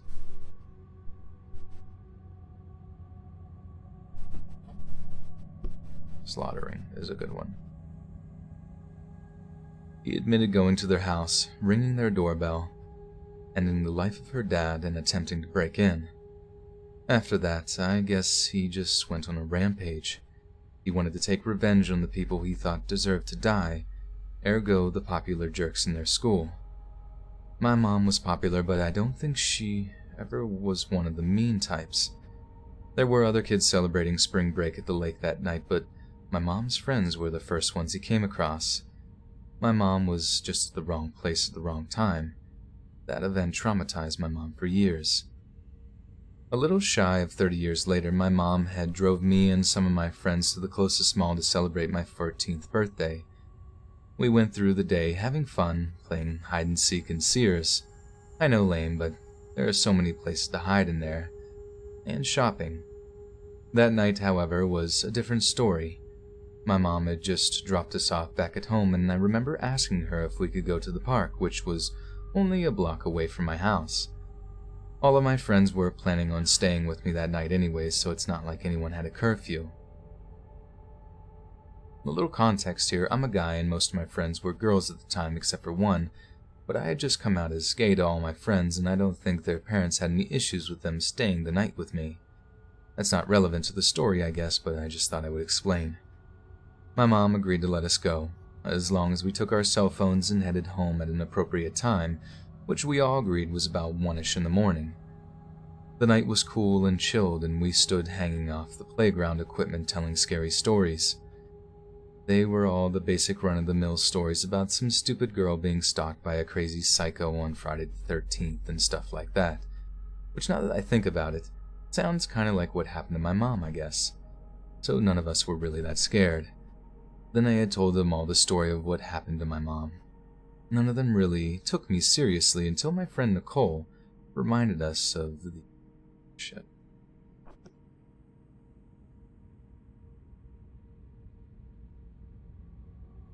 Blue Note 14 with $30 again says, sorry to leave the stream so early, but I gotta wake up at work at 3:30 a.m. I think you've messed up something like 30 times, so here's another 30. Hope you have a good stream. Thank you so much. I hope you are able to get some rest before early morning work. That is very early. It's so early it's late.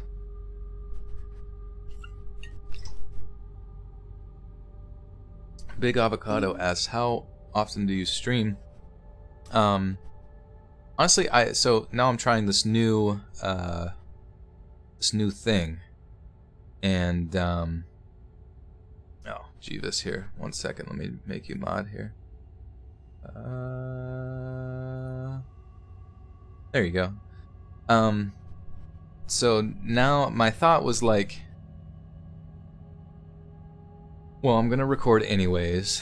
People are awesome and want to support me through streaming and stuff, and they want me to stream, they want to interact and all that kind of stuff, and I love it. I mean, I love interacting with you guys and having fun. It makes me feel less socially isolated. And so I'm like, might as well just kill two birds with one stone and stream myself making videos and stuff. So yeah, this is kind of like a nice little behind the scenes stream. Yeah. Behind the streams. Oh frick. What the frack? This is a good Christian Minecraft server, so if anybody other than even if I stream, I'm gonna ban myself and the stream will end. So I can't say another bad word.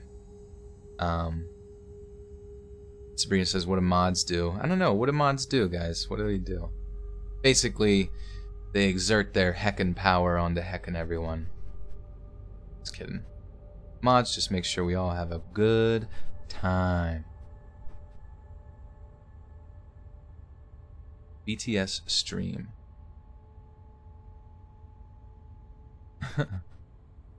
No. Swear words. They're just words. I don't even... It's like a weird thing, you know? It's like, why are there words that are worse than others, you know? They're just vibrations out of our throat.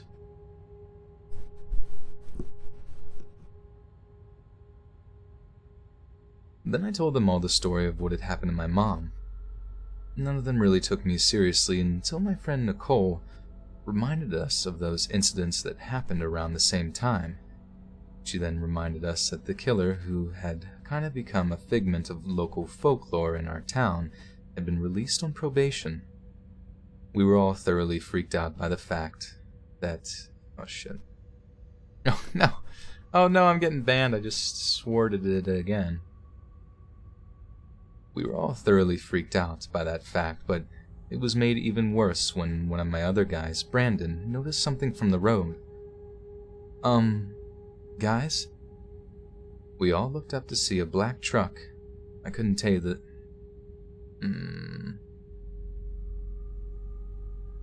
We all looked up to see a black truck. I couldn't tell the make or model. God damn it. We all looked up to see a black truck. I couldn't tell the make or model, starting to head down the street parallel to us.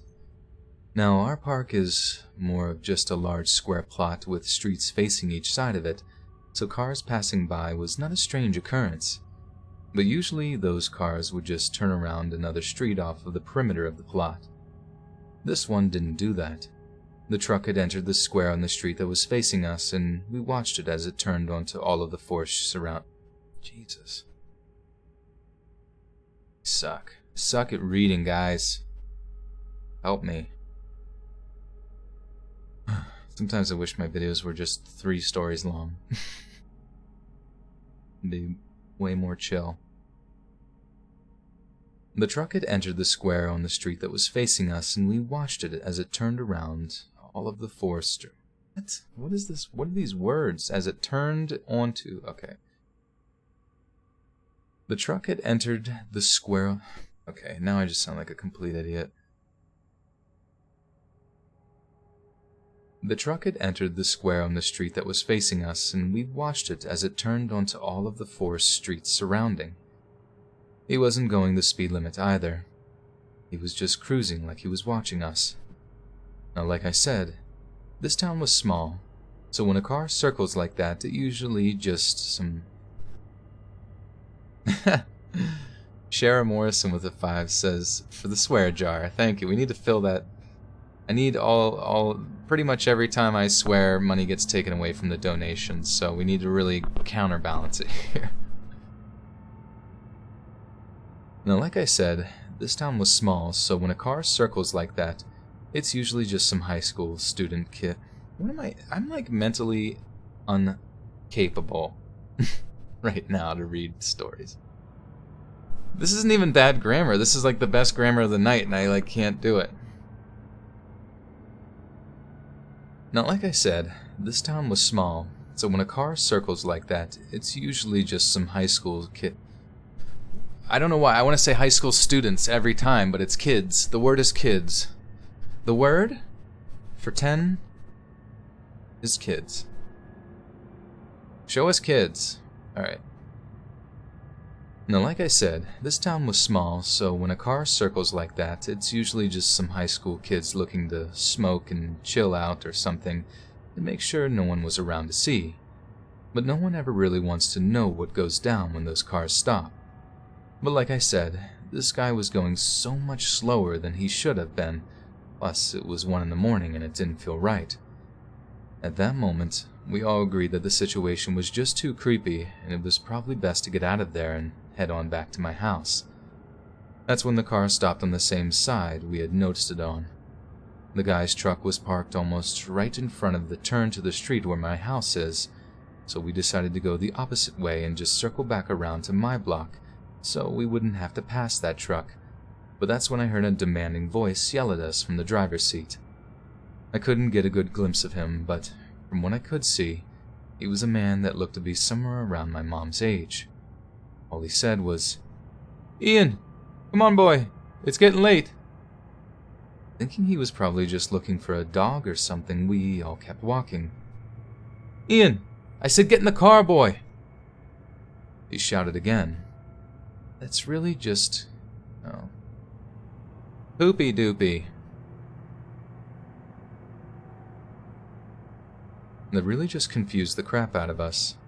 I looked back at all of the friends Oh my god. I looked back at all of my friends just to make sure. It was just Nicole, Brandon, Sarah, Jenny, and me. No Ian.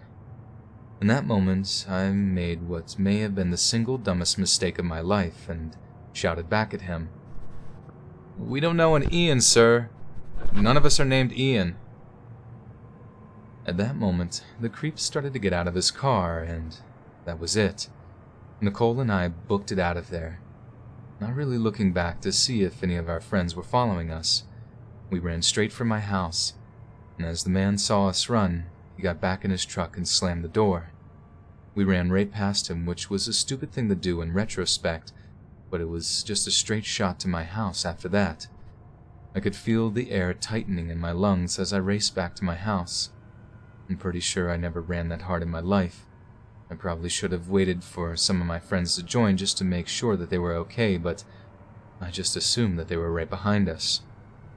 When we reached my house, I locked the door, and then told Nicole to get my mom and dad and some knives from our kitchen. Honestly, that was probably a bit of an overreaction, but I was scared out of my mind. I just thought it was so bizarre that that weirdo thought it would be necessary to get out of his car to just talk to us. A couple of seconds later, after my friends had joined us in my living room and my parents had come from upstairs, we explained what had happened. My mom and dad calmed us down, and they said they'd keep the gun from our gun safe in their closet, just in case. Nothing ever came of that night, but none of us got any sleep. That night, I kept having an awful feeling. I thought about the trauma my mom had gone through all those years ago, feeling like there had... What is Discord? Discord is basically like Skype, but it's like chat rooms, so it's like you join a community of chat rooms, and yeah, it's sweet. I have attended each and every stream. I'm on Discord, and I just bought a sweatshirt. I'm also rewatched all Joel's videos the past week. You bought a sweatshirt. Thank you, Sabrina. I appreciate that. Yeah, if you guys want to get some merch, that is on in the link below. It's yeah, shop.spreadshirt.com/let's read. That's down below. I can, maybe I can even type that in. Shop.spreadshirt.com. Let's read. Boom, shocky, locky.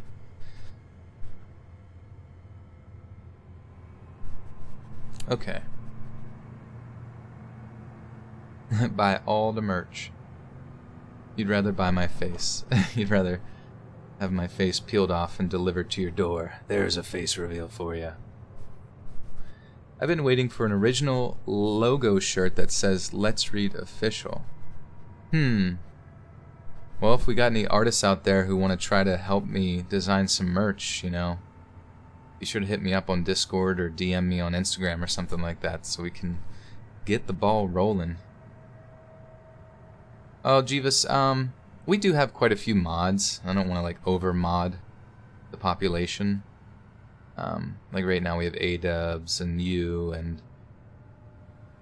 I believe Lizzie is here, and it's a pretty chill stream right now, so we're good. Yeah, definitely. Yeah, if you guys want to send in, designs and stuff like that to the email, or if you want to, hit me up in we have, an art sub, or an art, I guess, channel on Discord. And, yeah, send me your art, because I'll show it, I'll be showing that stuff off anyways on, Instagram, so, if you want to promote yourself through that and that kind of thing, that'd be sick.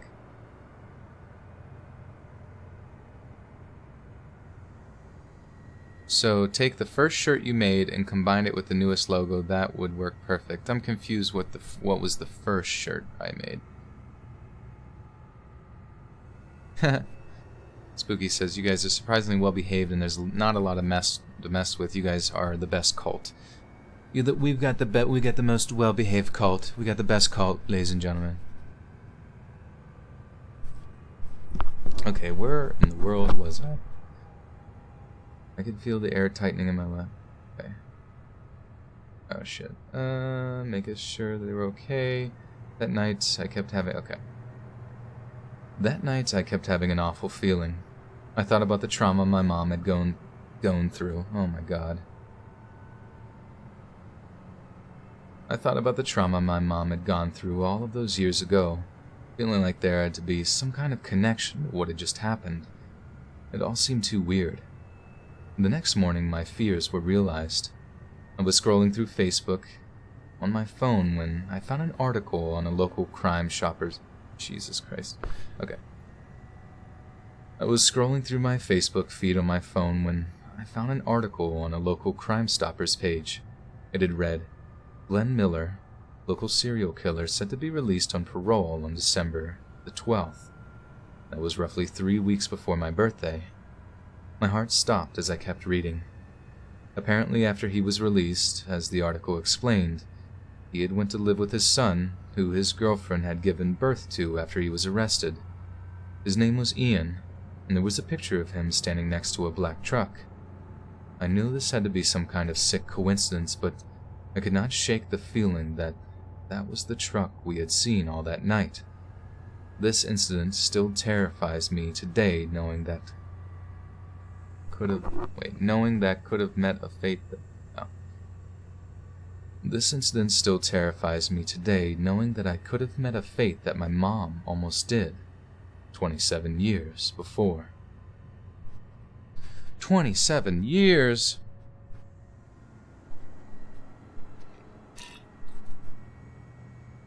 I assume most of you have seen, what's the clown movie? It, yes. The quadruple remake. The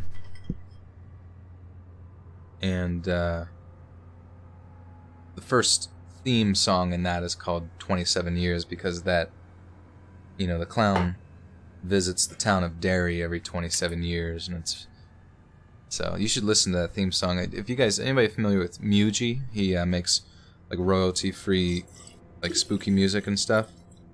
He's pretty popular amongst, like, the creepypasta community and whatnot. But anyways, he did a cover on the 27 Years piano, and it's pretty baller. Abby, good night. Hope your headache gets better. Oh, yeah, I'm peeing in a bottle right now. It helps, you know, keep the fluids rotating. I like the taste.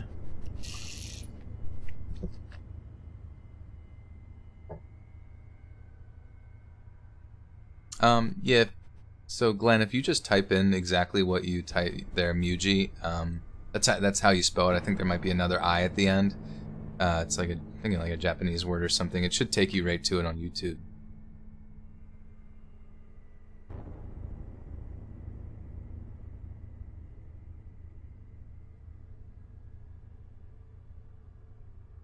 Let's see if this guy responded to my message. That would be neat. Oh, wait. Oh my gosh. Did he do it? Oh, if you're going to upload the story, please do not mention my username. Thank you. Okay. Hey, yeah. Alicia Ramirez with $5 says, "You're my favorite." Thank you, Alicia. I appreciate that. Shane Dawson, who pees in bottles, and there's still in his Jeep. That's disgusting. Okay. Let me check. I'm gonna check my email real quick to see if that video might come up. Well, at least I can put it in the video, even if you guys don't quite get to see it.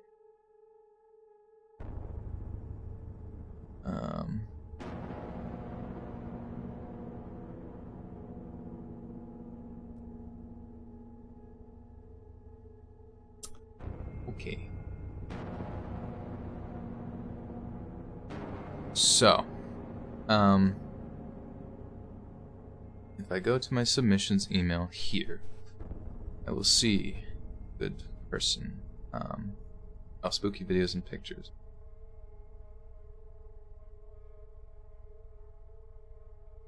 Okay, cool. Well, at least I have them now, and I can, you guys will get to see them in the video, and I'll just, like, overlay them or something. Okay. But yeah, thank you again, Alicia. Appreciate that. Tell us your stories. Stories are coming, my friend. First, I must lube the lips with the precious Vaseline. The sacred Vaseline.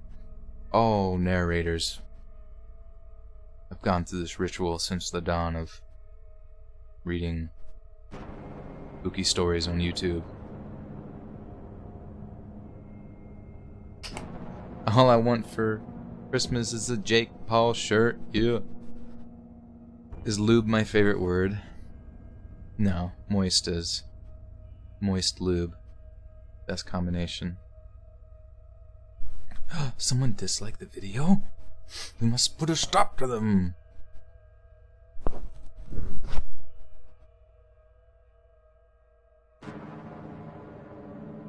It was Friday night, and I had just gotten home from spending the whole day with Jay, my boyfriend and now husband. At the time, I lived with my mom, stepdad, and triplet brothers in a 2-bedroom, 2-bathroom condo. My family was going through some hard times, and that was all we could afford at the time. I shared the master bedroom with the triplets, so each of us had a twin bed. 2 of the beds were on each side of the room, and the third under one bed that could be pulled out when needed. And the fourth, my bed, was at the foot of the second bed, making a backwards L shape that faced the bedroom door. Fast forward to about 11 p.m. We say our goodnights and go to bed. And I'm exhausted for my long day, fell asleep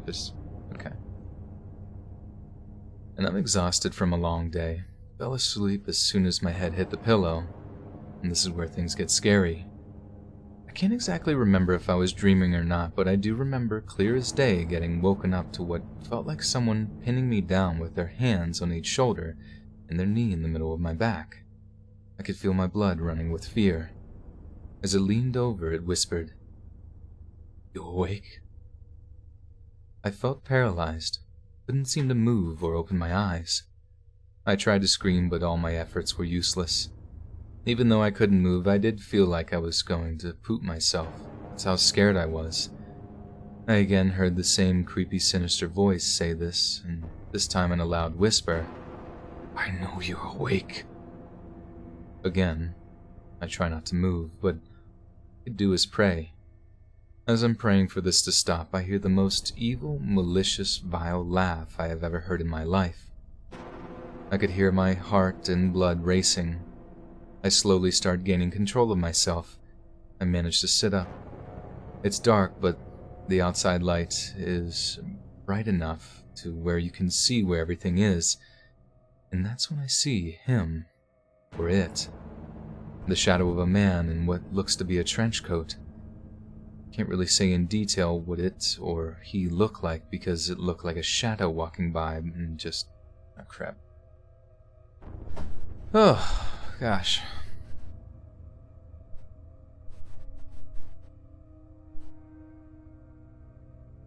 Jake Paul, buy that merch, yeah.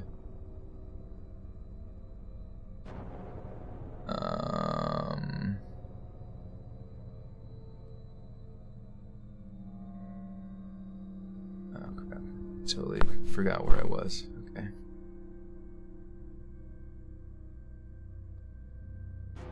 I slowly start gaining control of myself. I manage to sit up. It's dark, but the outside light is bright enough to where I can see where everything is, and that's when I see him, or it. The shadow of a man in what looks to be a trench coat. Now, I can't really say in detail what it or he looked like because it looked like a shadow walking by, and just like that, it disappeared. About 5 minutes go by, and I'm now sitting up. I look over to the triplets, and they are all sound asleep. Now, I know you guys might think I had some type of sleep paralysis. I know for sure that was not the case. The next morning, I joined my parents for breakfast when I start telling them about my terrifying experience. The story